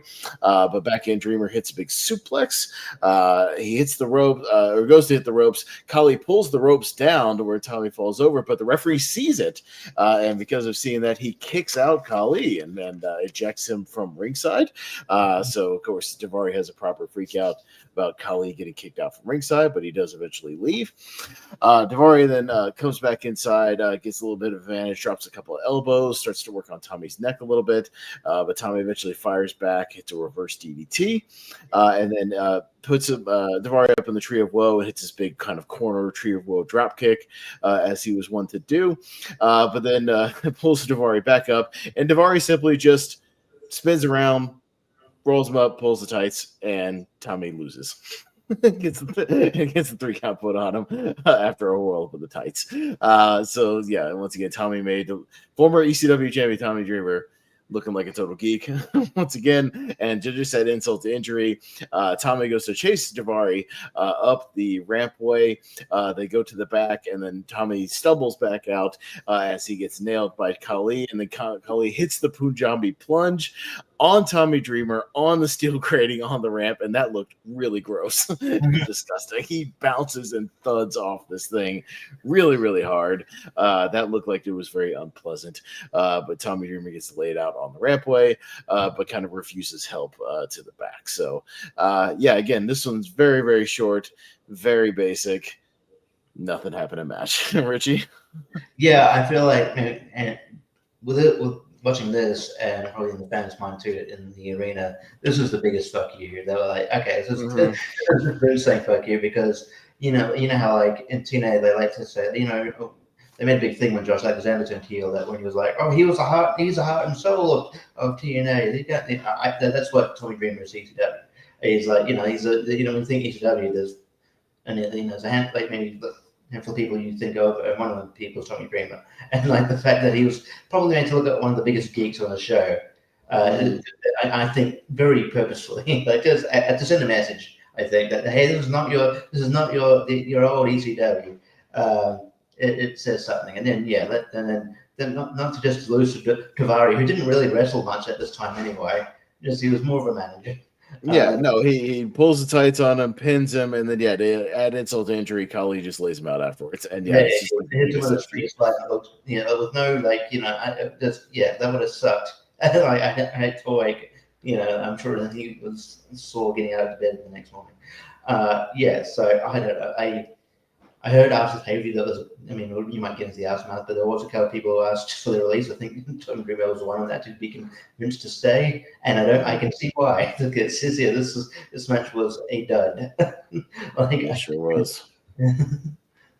JPO, what you got for us on any of these gentlemen here? Oh, some of my favorite people here. So I'm talking about the great Khali, who, by the way, a lot of people forget about this.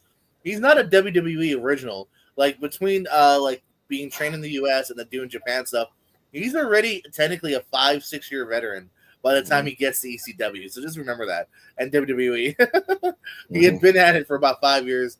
His first match was with Funaki earlier in the year here, so he would continue on. And so was it 2014? Was the last time we would see Khali losing to Rusev. Fuck off. And then a couple of indie appearances, and his last he would do a one-off at the Greatest Royal Rumble. Remember that one? 40 people, 50 people in Saudi Arabia. So he did do that. That's the last time we saw him in the ring.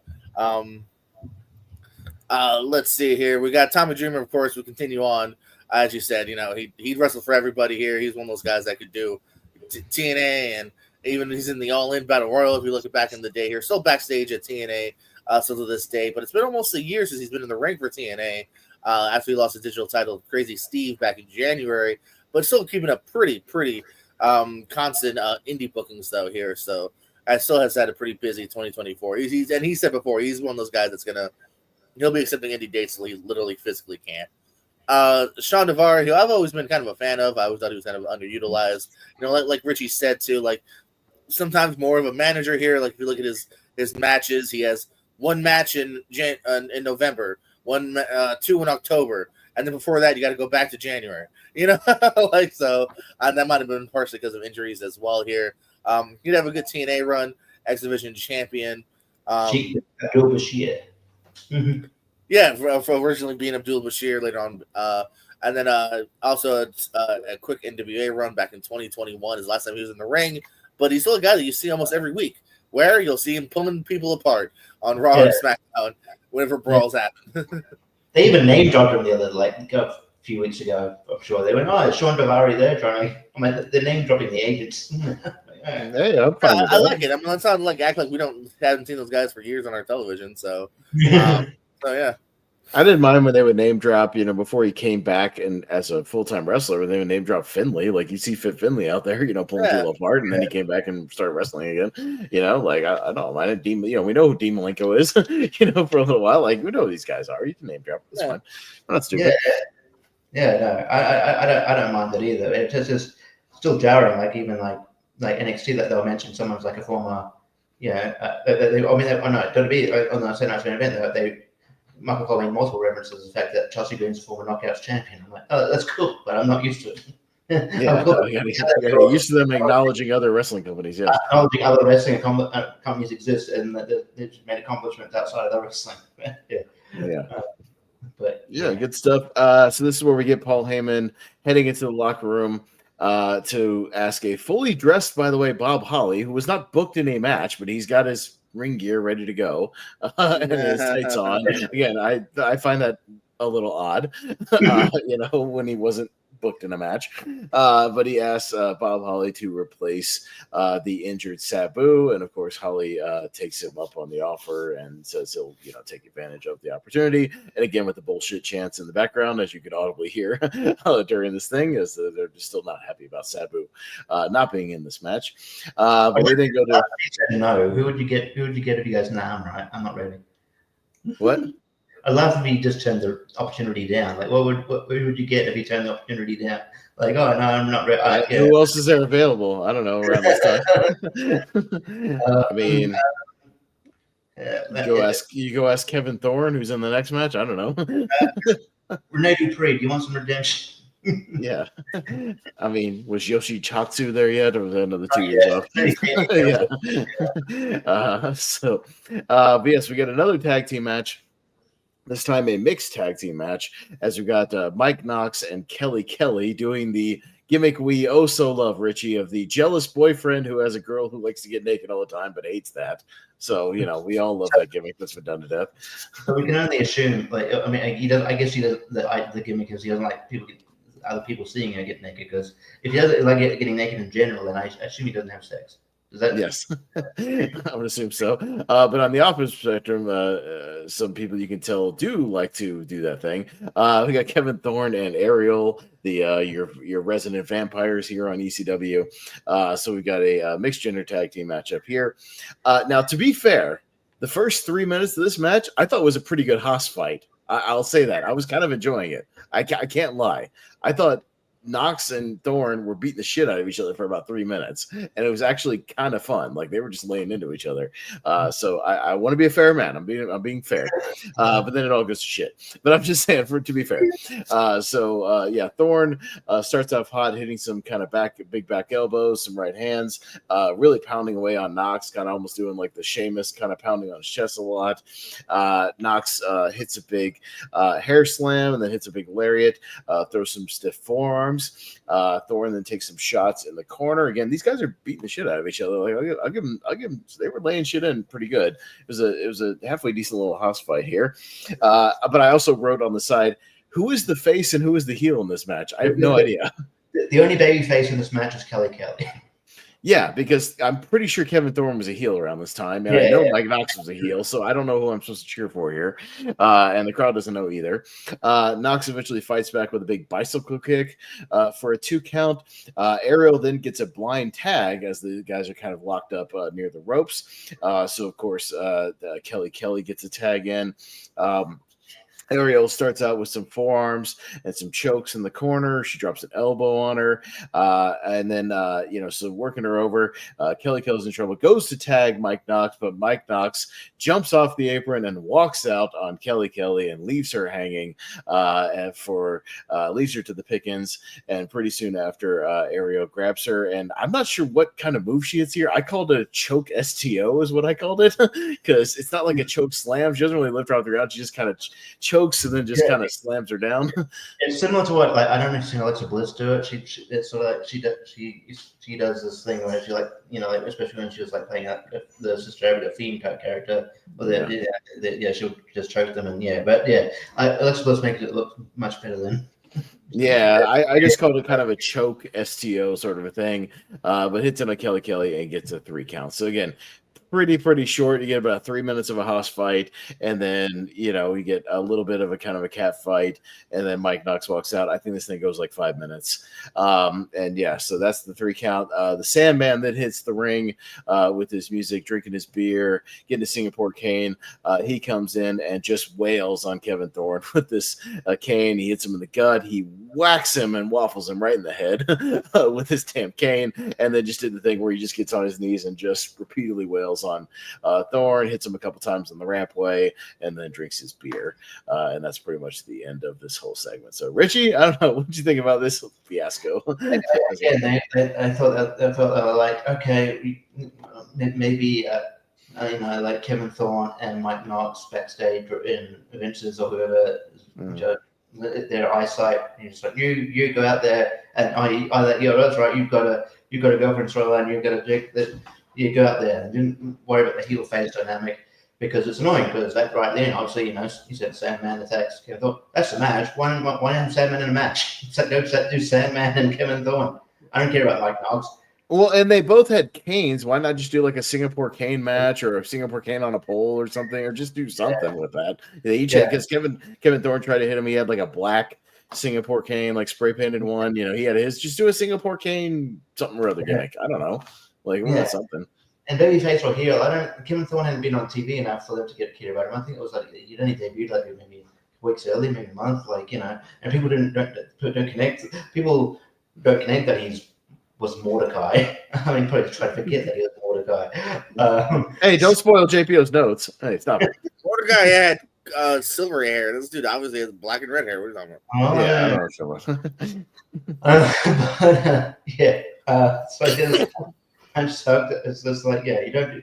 It's the reason you don't do heel versus heel matches unless there's a big storyline involved. But yes, it was probably one of the weaker matches on the show, which says something. Besides a house fight, like a good house fight. But if that was the bulk of the match, then sure. But unfortunately, we had to get I just say I think they were on their way to having a decent little house fight. If it had just been those two guys wailing on each other for 6-7 minutes, I might have actually enjoyed it, because I thought they were throwing down for the few minutes that were in there until Ariel got the tag, which was like 3 minutes into the match. And then it just becomes all about the angle where he walks out a minute later and then the match is over. It's just like, Like it was just that. I'm for that. But we had to get the the wrestling prowess of Shelly Martinez and Kelly. Those two great athletes. I'm sorry, no, they're really nice people. But yes, not great here. But there you go. Yeah, JP, what you got for me? No, I mean, personality-wise, I've heard nothing but good things about all four. Doesn't mean we can't be honest here, though, guys. Some fun facts about all four of these. So, good old Shelly Martinez, another one that's gone within the next month or two. Jesus Christ! What did they just clean the roster out after this damn thing? Oh my God! This pay-per-view angered the shit out of Vince, I think. She would be part of LAX for a little while as Salinas. I don't know if anyone remembers that, along with Homicide and Hernandez. Yeah. She would leave TNA, do some more indies. One more one-off TNA, and the only reason I got to mention this is from the 2016 Knockouts pay-per-view. Before Nia Jax yelled, "My hole," there was Shelly Martinez yelling, "My badge." That's her claim to fame for that pay-per-view. And some sort of submission, which is just out loud goes, "My badge." Yeah, her and Rebel. 2016. If you want to see one of the worst matches of 2016. It's a really bad match. Yeah. Would only be around for one more year. 2017 is the last time Shelly has graced us in the ring. Although I just did see a clip of an interview where she teased that, someone said I should be Sister Abigail. Nobody said that, Shelly. Nobody ever. Maybe your friend did once. Stop it. Anywho, Kevin Thorne had a little bit more luck. Not a lot of on TV here, but WWE did keep him under the books for another 2 years, actually. He was under the books until 2008 or so. Just random indies here and there. Would make a bit of a more return on the indies after he was also a realtor. And if you bought a house from him, he'd give you like a replica title. And that's pretty cool. I like that gimmick. And also, I don't know if anyone remembers this. Technically, an AEW alumni. He randomly showed up in a lumberjack match. He was just a lumberjack, which I love. You would never see a Raw lumberjack Glacier. You know what I mean? Somebody from another company. You know what I mean? So I love the fact that Tony Khan was like, "Hey, you're here. You got gear. You're not really booked for a match. Want to be a lumberjack? I'll give you $100." So casual about it. Oh, there's Kevin Furtek there. I'm like, really? He didn't look the same. I wouldn't have known. No, still rocking. He'll do both. He'll do either Mordecai or the Kevin Thorne gimmick if asked. It seems like here, and still doing some random matches to this day. A couple months ago was in a 4-way where he lost to PCO. Evidently. JPO. So when are you guys going to book him for Real Pro Wrestling? I was going to say he lost to our boys Cahagas and Kazarni. That's a fun 4-way. I want to watch that match. PCO, Cahagas, Kevin Thorne, and Sin Bodhi. This is one of his last. I gotta look it up again. Kelly would be on the books till 2012. She lasted a few more years here, and if her record continues, should be in the Rumble next year because they seem to bring her back every 2 years. 2018, 2020, 2022. Oh no, that meant she would have been in 04. So they didn't do it, I guess. But yeah, she was in the 18, 20, and 22 Rumbles. Were her last 3 random appearances. And then Mike Knox still doing pretty good. In fact, Mike Knox, as of today, is your current NWA Tag Team Champion. For those of us that watch NWA, which is none of us. Him and Trevor Murdoch, also an alumni from this point of time in WWE, are your current tag champs over there. So he's taking some sabbaticals as well, random TNA runs as well. But Knox still going at it. Yeah, no, I thought I saw Knox on a couple of NWA cards and whatnot, and he was still around. So I mean, good for him. And I do believe the Sandman's retired, but he'll definitely show up at a show. And he still does his canning spots. He'll show up in the crowd, drinks. I don't think he drinks beer anymore. Actually, I think he gave up the beer. Interesting. No, I really do think he's giving up alcohol. I think he still brings but it's like soda now instead of beer. Crack like a Coke. Oh, that'd be cool. I would totally take a Mountain Dew from him. That's what I mean. I'm don't 100% quote me on that, but I could have sworn he said he doesn't drink anymore. So yeah, I don't know how long the matches are because a lot of them don't have time. Well, no, one of them is 8 minutes. He's got 3 matches from this year, so maybe he still does the occasional match. Actually, occasional ones, yeah. I wouldn't be surprised. Yeah, I don't know. It's and apparently Austin is more of a wine drinker these days. So it's weird. It's weird. I know he does a beer thing, but he probably because he doesn't drink a lot of. Stone Cold. I thought you meant this guy. I was like, I don't really. I don't. I'm not a wine guy. No, not me. Wine with a beer, And he's a cat guy. I love old Stone Cold. Old retired Stone Cold. Just Steve Williams. Yeah. So somebody is with Bobby Lashley. I did not catch who this woman was. Somebody that I forgot existed. It might be Crystal, because that's his wife at one point. It wasn't Crystal. It was like Rebecca or something. I don't know. They said her. I don't know who this was. Some random girl was with Bobby Lashley. She had a weird way of putting things. She's just like, Bobby Lashley, you have been taken advantage of, or something like that. Let's go to the footage. And they go to like a recap video of this Bobby Lashley Big Show feud. Gee, I wonder what the Elimination Chamber is going to come down to. And because boy, this is the only recap they got.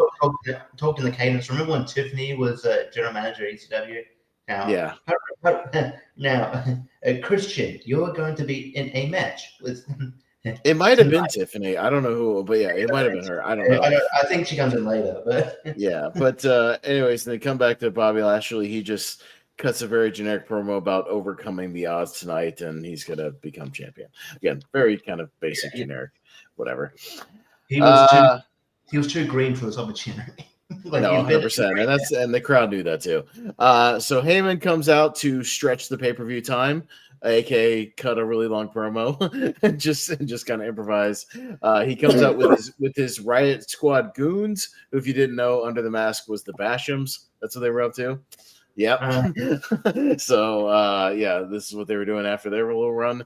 But yeah, he cuts a promo about how even after he dies, ECW will live on. Other people can die, and the gimmicks will die with him. But you know, he's basically stretching. He's killing time here. Oh my God, was there a long time, Richie, between this last match and by the time we actually hit the bell for the Elimination Chamber? Because boy, did they stretch the entrances too. Holy cow! Did everybody get like a 5-minute entrance when they came out? Everybody, they stretch in the entrance, just trying to, because they weren't even at the 2-hour mark at this point. They were still they were like an hour 45 when they started the entrances for this match. So we got the Extreme Elimination Chamber for the ECW title. 6 men enter. The 4 guys that are in the pods first. We got the Big Show, who's your current ECW champion, comes out first. And the gimmick is that each pod has a weapon. So the Big Show has a barbed wire baseball bat, the fakest looking barbed wire on this baseball bat you ever saw, by the way. This looks like complete and utter like toy plastic on this thing. It looks terrible. CM Punk is your next one out, who the crowd is very much into. CM Punk, he's one of the guys they're definitely rooting for. He's got a chair in his pod. Next out is Test, who has a crowbar. Okay, that's random. Not your typical wrestling weapon, but he has a crowbar in his pod. And then Bobby Lashley, who I feel like has a distinct disadvantage when it comes to weaponry, he has a full table in his pod, which I feel like that's not a very convenient weapon. How do you get that out of your pod too? Hang on. Yeah, hold on. Let me drag this thing out of my thing, and let me try to hit you with this thing. It's like the old SmackDown games, Richie, where you could like swing the table awkwardly at people. Do you remember that? Like on the old games. So yeah, a little odd. I feel like he should have some other kind of weapon, but I don't know. But he has a table in his pod. So standard Elimination Chamber rules apply here, where there will be 5-minute intervals, and then randomly, the guys will be chosen. But we start out with Hardcore Holly and RVD in the middle of the ring, and then they will wrestle for 5 minutes until the next man enters. But anybody can be eliminated via pinfall or submission at any time.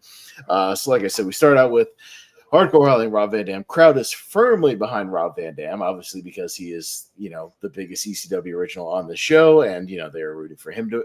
Well, to be fair, Richie, they're rooting for either RVD or CM Punk. I feel like one of the two. If it has to be someone who's not an ECW original, that would be fine with Punk, because I feel like if Punk was around the ECW time, he would have fit in. Yes, and I think the crowd knows he's like a Paul Heyman guy, and they know he's like, he's kind of an indie darling. Yeah, there's Ring of Honor fans of the show, obviously. They know he's like worthy, and he's been wrestling for a long time. So yeah, I feel like he's the one newer guy that they would be okay with winning. You know what I mean? If it can't be Rob Van Dam. So they're obviously rooting for those two guys and pretty much nobody else. Some of the people in the crowd like Lashley only because he's kind of the hotter new, but I feel like it's like the kids in the crowd, things like that. Maybe.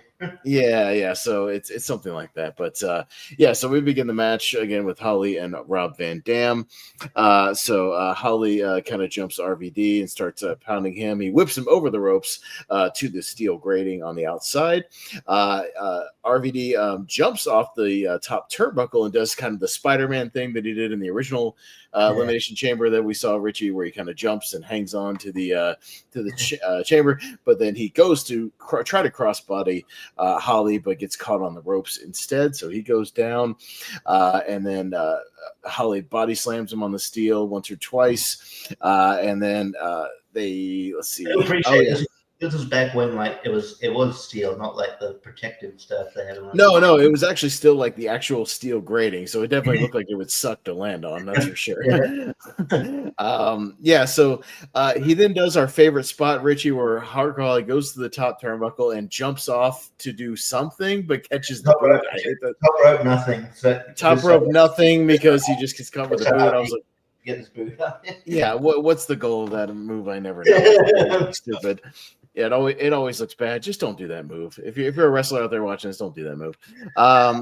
But then, there was actually a cool spot where, Rob Van Dam then laid out Holly on the outside, and he does a rolling thunder where he rolled in the ring and then jumped over the top rope and hit the rolling thunder. Yeah. So that always looked pretty good. So a good spot there. Holly then suplexes RVD outside of the grating and then inside of the ring, and then hits his big standing drop kick. He always did a good drop kick. I'll give Holly that. He had a drop kick. Yeah, so he used to finish guys with that. I remember him finishing matches with the drop kick occasionally and actually getting wins with that thing. And I'll give these two credit. They have good chemistry. I remember they had a really good match on TV at one point. That was when Holly put his back. Oh, when he cut his back open really bad. Yes, that was very bad. That match is on the they put out like a compilation of some of the ECW on sci-fi matches, like some of the bloodiest ones or something, and it was on there.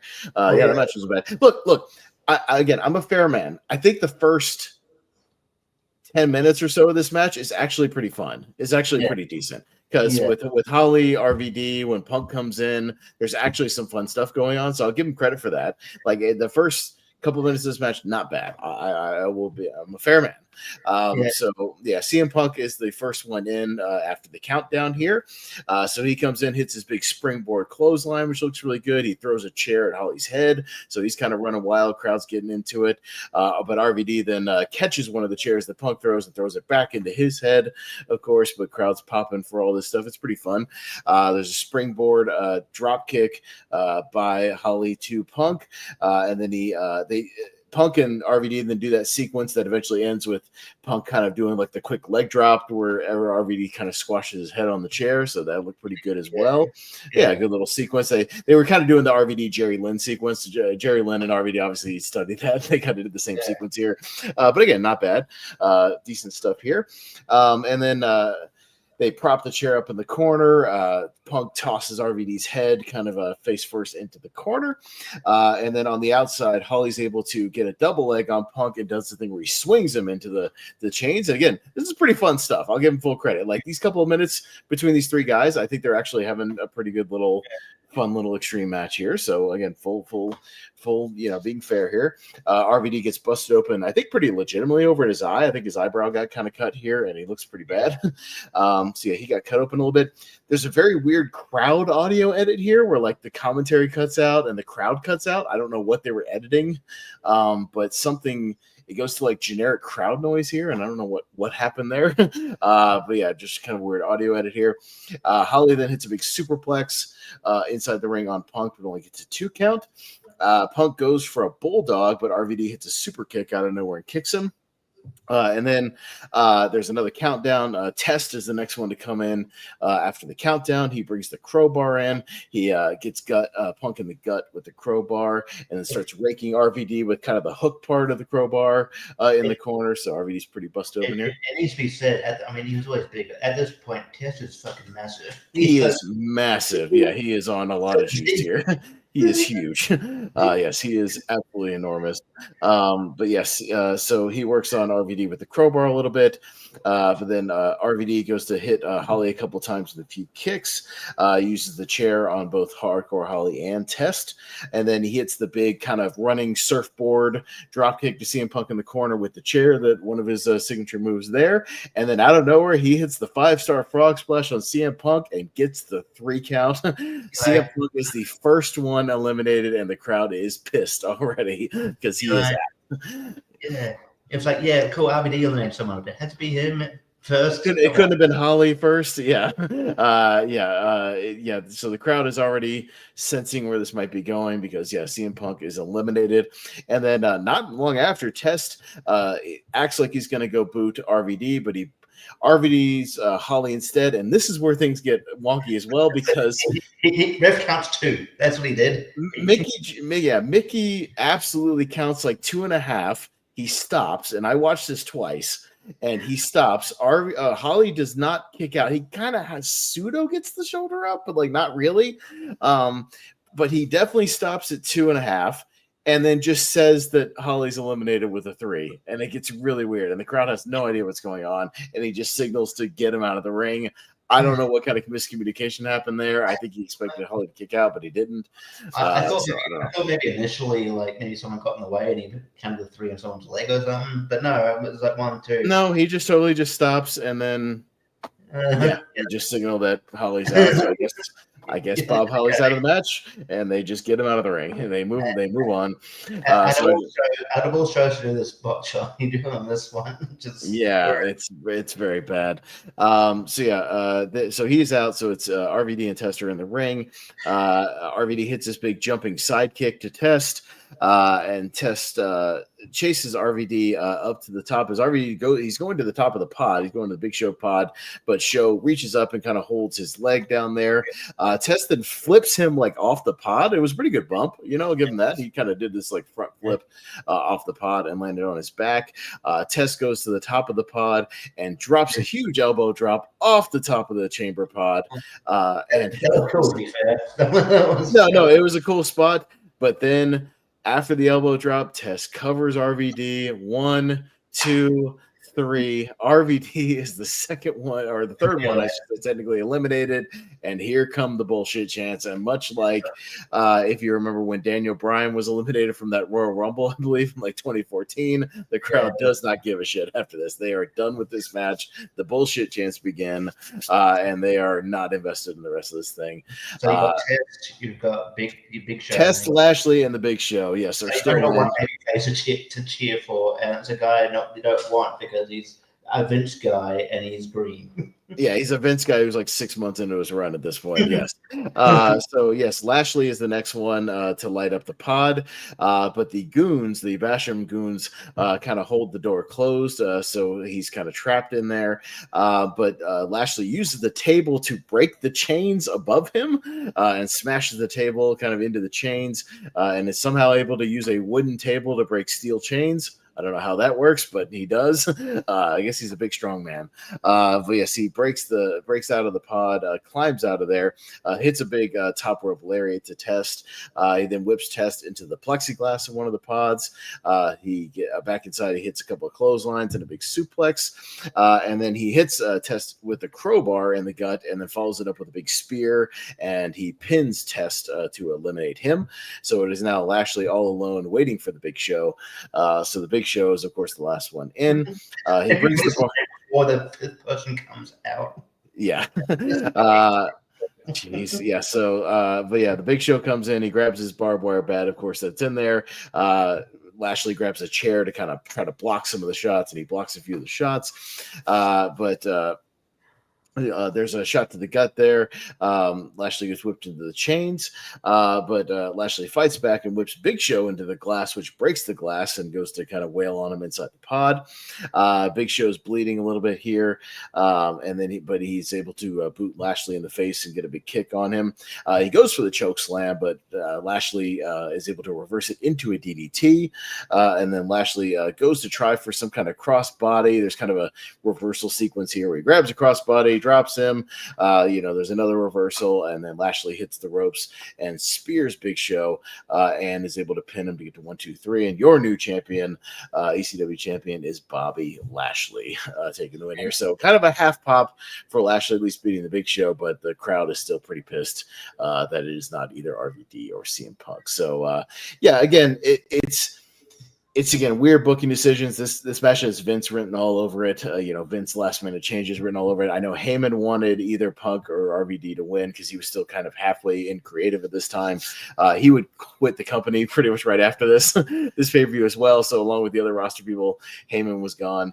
But yeah, I mean, to be fair, there was a 10-minute chunk in there when it was Punk and Holly and RVD, like that chunk, they were having some fun. And I was actually kind of getting into it. It wasn't bad. It's pretty decent for the most part. But once Punk was eliminated, and then shortly after that, Holly and RVD are eliminated, then the match just goes to shit and nobody cares anymore. But Richie, just a big disappointment. But it's just one of those things that it could have been a pretty memorable match, like in a positive way, if you if the right person won. Like if RVD. Punk and Holly were like the last three. I mean, good. That would have been fun. It's not that the other like Test obviously can work. Big Show, in the right sort of circumstance can work. I think he was really huge at this point, though. I think he would take a break not long after this because he was like he's always been big, but he's like unhealthy sort of big. Not in shape big. So he'd go away for a while, but probably actually, it would end up being good work if he's green. So I wouldn't have minded those three being at the end. But just a total fuck you to ECW. Just a bit of quite a disaster. The crowd were audibly chanting, "We want refunds." So it's just not maybe top to bottom, it's not like any not like horrible matches in terms of botches or anything like that or miscommunication or anything like that. It's just it's a show that you can tell that there wasn't much love put into it, and it was just rushed, and it's just full of TV matches, and it was they asked you to pay a pay-per-view price for a TV show within for a TV show basically with Elimination Chamber tacked onto it, it just wasn't great. It's just still a dud. Like maybe people I think it's horrible because of what it represents. Are there worse shows out there? Yes, I referenced one before. I've watched worse WCW shows overall, to where they just are longer and just dragged out, and there's just bad matches all throughout, and just terrible booking decisions throughout the entire show. But I mean, again, because the opener is good, half of the chamber is good, and then the whole middle is very TV, nothing happening, forgettable. I feel like I've seen worse shows. I would say at least it's kind of short. It's like a 2-hour show, so it didn't take up a lot of my time when I watched it. So I'll put it that way. It's a show. But it's still I can't defend it that much. It's still a bad show, but there's ingredients for a good show here, and that's just just Vince being Vince, and not letting it have a good show. And then I feel like although it would last for a few more years, ECW brand, I feel like it was dead in the water after this point. So you could have it. Well, I feel like with a few tweaks, you could have brought in a few more of the original ECW guys that they had used a few times. Tweak this thing, Richie. What about have the FBI on the show, but have them work Danny Doring and Roadkill? Give them 10 or 15 minutes, let them have a fun tag match. Where the hell are Tajiri, Super Crazy? Some of these guys you could have put on the show just for a one-time thing, had them have some fun stuff. Masada Tanaka, Mike Awesome, I don't know, can get them. I mean, have them do something, even just a few adjustments here. Have Tommy Dreamer work the Sandman or Tommy work Balls. Let them have a just kind of extreme match. Let them have a fun brawl. You're muted, JPO. I can't hear you. There, go ahead. No, the statue that just simply isn't what Vince wanted to do. He should have just called this NXT. He should have called this. You know what I mean? This is just them trying to instantly get viewers because like, oh, ECW has brand recognition, but you can tell like the fact that they killed CM Punk in the pay-per-view, they take Sabu out, like, you know what I mean? Like this pay-per-view could have at least been saved a little bit more, keep Sabu in, and like either give it to Lashley or give it to RVD or Punk, you know, but they just don't want to, you know. Well, yeah. I mean, also if you want to, like, you know, there's also pretty established stars who are former ECW people. Just like for a one night, you could have had like, I mean, I don't know. Actually, no, he was away at this point, but like, you know, there's people like I was gonna say Jericho. He wasn't in the company at this point, but like, you know, that would have been cool. You know, as a format. Well, I mean, wasn't Benoit in the CCW like shortly after this? I mean, like, yeah, you could have brought in Benoit. Yeah, that would have worked. I mean, again, we're saying wishful thinking. If Heyman had probably had control of this pay-per-view as opposed to Vince sitting in Gorilla, like booking this pay-per-view on the fly, like, you know, and leaving it alone, but he didn't, you know. So like, obviously, I'm just saying, if Heyman had his way, he probably would have more of a focus on the original ECW guys and given them a showcase and made it at least try to feel like more of an old school ECW show. You know what I mean? Like he probably would have at least tried. You could have tried to bring in Rhino, but I think he was in TNA at the time. But you could have. Oh no! Now you're going against like even possibilities now. Yeah. I mean, I'm at least talking about guys that were in the company during Roadkill. They'd use. No, I'm just saying. No, I'm just saying. Richie, well, Devin Credible was. You could have used him. I know you're not right. You know, you could have used him. No, but that's just not what this is, though. Unfortunately, that's what we wanted it to be, but it just wasn't what they had ever any intentions on it being. Yeah. They signed these ECW guys to put over the younger people, basically. Yeah. Well, no, and just the immediate after, just for a side note, this pay-per-view did like 90,000 buys, so it didn't even reach 100,000 buys. And again, I don't blame anybody for not buying this pay-per-view. You only knew 2 matches going in. You had no idea what 2 matches. Yeah, you don't know. Come on, plan a little bit more ahead, or make it cheaper. Do something special. Like, come on. Yeah, because I'm sure back in the day, CW pay-per-views were cheaper, right? I can't imagine November to Remember was the same price as Mania, so like, you know, they could have gone that route, you know. Yeah, but yeah, overall a pretty big failure, and I mean, just a failure all around, just because there are a few minor highlights here and there, but just a very forgettable pay-per-view, and just kind of more of a booking disaster more than anything, and just kind of remember for just being like just a disaster from start to finish, as far as for being, you know, having no plans, you know, having no decent matches where there was like, you know, storyline blow-offs, not properly using your originals, things like that. So just a pretty infamously bad pay-per-view from start to finish. So JPO, do you have any other thoughts about this payper-view just from your memories or whatnot? I just want to do the main event, guys. I was gonna say a couple of these, some of these guys still active, so I mean, you know. I mean, obviously not much to say for CM Punk and Bobby Lashley, still on your TV every Monday or Wednesday, so we know about them. Ron Van Dam, you know, it's taking a little bit slower, but still active several places every year, including kind of a part-timer in a way with AEW, but it has been a while. We haven't seen him since April. In fact, April 20th, 420, baby. What's up? He was also I'm surprised he was featured, like, you know, that like in UFC they do like a celebrity cam. I'm like, oh, who we got in the crowd? And RVD was there, and then good. I'm glad they showed some respect. A lot of people actually did the. People were doing. People know RVD, man. Like, I feel like there's a lot of wrestling UFC crossover fans. Kind of a modern legend of days, absolutely here. You know, of course, our boy Test here would pass away in 2009, wrestling literally just weeks before over in Japan. 2 of his last 3 matches were with, again, Rene Dupree, and then also Lance Archer was the second to last match ever here. He would have one random TNA match as well. What's that? I said that would have been a good house match, but like Test and Lance Archer. Hardcore Holly, but we actually didn't even realize this. The last time we saw Hardcore Holly on WWE television was that infamous Cody Rhodes turning and Ted DiBiase defeating him and Cody Rhodes. Remember that little shenanigans where Cody and Hardcore Holly were defending against Cody and Ted DiBiase? So that's actually his last televised match back in Night of Champions 2008.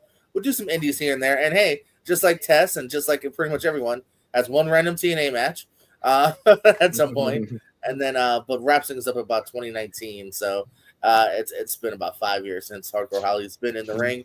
And I heard just like a lot of people like JBL and others, I heard, by the way, has calmed down and is a super cool guy to be around. That's what I've heard. Like now that he doesn't have to like politic for his spot or be like that veteran, I've heard he's cool. Paul White would be with the WWE until 2020, and then sign over with 2021. Sign over with AEW. Again, it's been almost a year. It's been since the Jericho Cruise, and then on television, it's been over a year since November of last year that we've seen Paul White in actual physical action. When interviewed about it, he said, "I hope I'm in wrestling soon. Tony Khan's paying me enough." So Paul White wants to do more, just not really giving much of a chance. I did see him on Ring of Honor recently. He was kind of de facto like backstage kind of matchmaker there, as far as like television personality wise. So the first dynamite I went to in Columbia, South Carolina, Paul White wrestled a AEW dark match. He just did a squash match. They brought him out. He did the gimmick where they played his music. He stood up from the announce table because he remember when he was doing dark announcing for a little while, and he stood up from the table, walked down the aisle, and there was a dude in the ring, and he just did the whole like chop, choke slam. Life Arena in South Carolina. Yeah. Yeah, defeated Austin Green in less than 3 minutes. Yeah, that sounds about right. Yeah, that's pretty much been his run, except for the match that I mentioned in November of last year, which was that big street fight where he teamed up with Jericho Omega and Kota Ibushi. That actually lasted over 20 minutes here. Everything else has been squash matches. It's all been handicap matches, or his first match was with QT Marshall, which is barely over 3 minutes. Was that when Will Hobbs body slammed on the car? Yeah, that's the last time we've seen him get physical, and then he did a Jericho Cruise match on the cruise ship, which I don't think aired anywhere, and then that's it so far for his AEW run. I know. Yeah, you go. Sorry. No, you go ahead. Because I'm going to wrap up the pay-per-view, so you go ahead. I was going to say, I remember I don't know why, but it was so short. But yeah, Test's TNA run was really short. He was Andrew the Punisher Martin. I'm pretty sure super short. He was in like a Elimination Chamber type match. I think it was maybe Full Metal Mayhem or a Lockdown match. Remember he was in a match for that. I think he was in. Yeah, it has some sort of funky name to it. Yeah. So I can't remember why that was so short. Yeah, Doomsday Chamber of Blood. He actually picks up the win with Abyss and Sting. So pretty big win, defeating AJ Styles, Christian Cage, and Tomko. And then, like I said, that's it. That's his one. Might have made other appearances, 1 or 2 appearances, but that's his only match here. So I don't know if he was still going through, problems where maybe TNA saw the writing on the wall. I don't remember necessarily the match was good or bad. Maybe that might have been it. But very short run for Test there. As for the pay-per-view, though, I've been watching it actually as we've been talking here. Everything you guys have said, you kind of run down here. Good opener. Probably too long for its own good, but they got to get there. The show still barely goes over 2 hours. They were like, "Fucking give us the match you guys always wanted." Before. Yeah. Still good match compared to everything else. That is just supremely I always feel bad saying it's a TV match, but these aren't TV matches. I mean, 100%. Striker Balls, Turkey, and Burke against FBI, who unfortunately, like you said, put FBI against Doring and Roadkill. That would have been super dope, but this is modern day FBI where they're just jobbers, unfortunately, in WWE's minds and Vince's minds. And then the main event, as you said, just bad booking decisions. Might have started off kind of strongish, but you took Sabu out, you killed CM Punk early on, which you gotta kind of know the fans aren't gonna like. Come on, man. Yeah. I think that's why it took me a long time to ever watch the main event, because I remember reading the fact that Punk's out first, and I went, "What? Well, fuck that." Because I was a huge Punk fan at the time, so still am. But at the time, and it would have been a thing where I wouldn't have expected him to win because he's still very early in his run. Obviously, he's just starting. But have him in the final 3. Can you have him in the final 3? Maybe at least.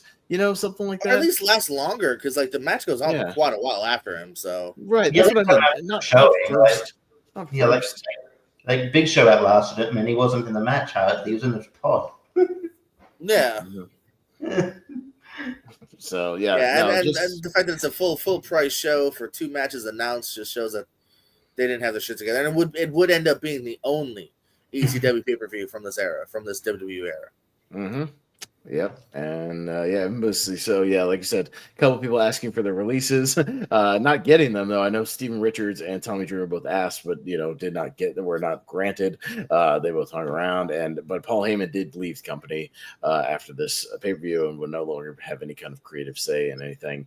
A big mess.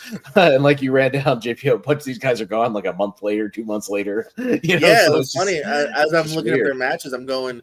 January gone, February gone, January on a few of them. And even like a Kevin Thorne, he's only on TV like a handful more times than is doing like dark matches in FCW towards the end. Yeah, for sure. Just not a great pay-per-view.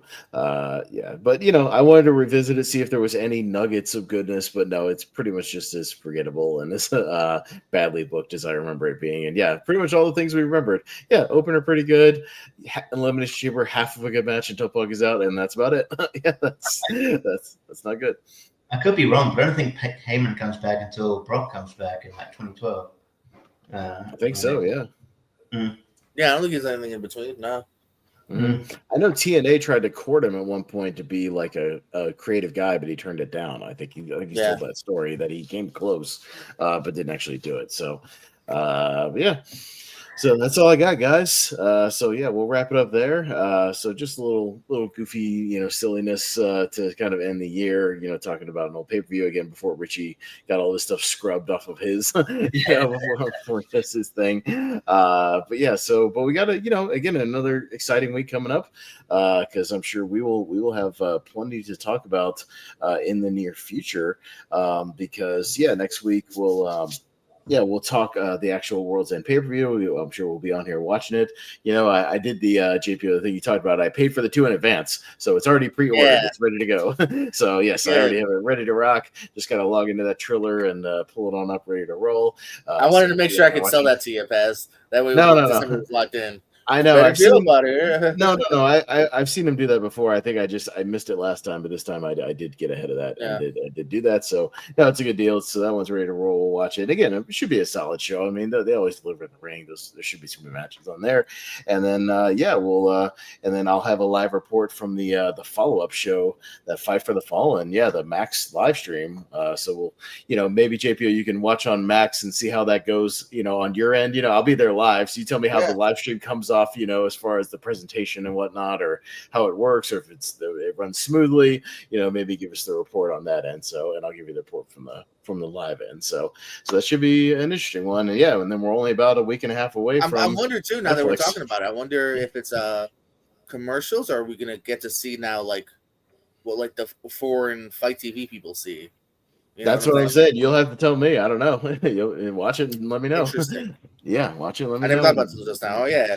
Dynamite obviously has commercials. Yeah. So we'll see what happens, and I guess Collision will also be on Max from here on out. So both the main shows streaming on Max. So we'll have to see. Yeah, I may go back and watch the replay the next day and see how the replay runs. But we'll see how the presentation is. So it should be interesting. So we'll see what happens, and we'll reconvene next week. So we'll wrap it up there. Richie, anything you want to plug or throw out there before we go? Not really. I'll just say that there's not. Well, on the our feed and when I'm watching AEW, it's just I'm pretty sure without commercials, it just goes to an AEW screen and it has music playing on a loop until they can return back. It's nothing interesting. I usually just fast forward it anyway.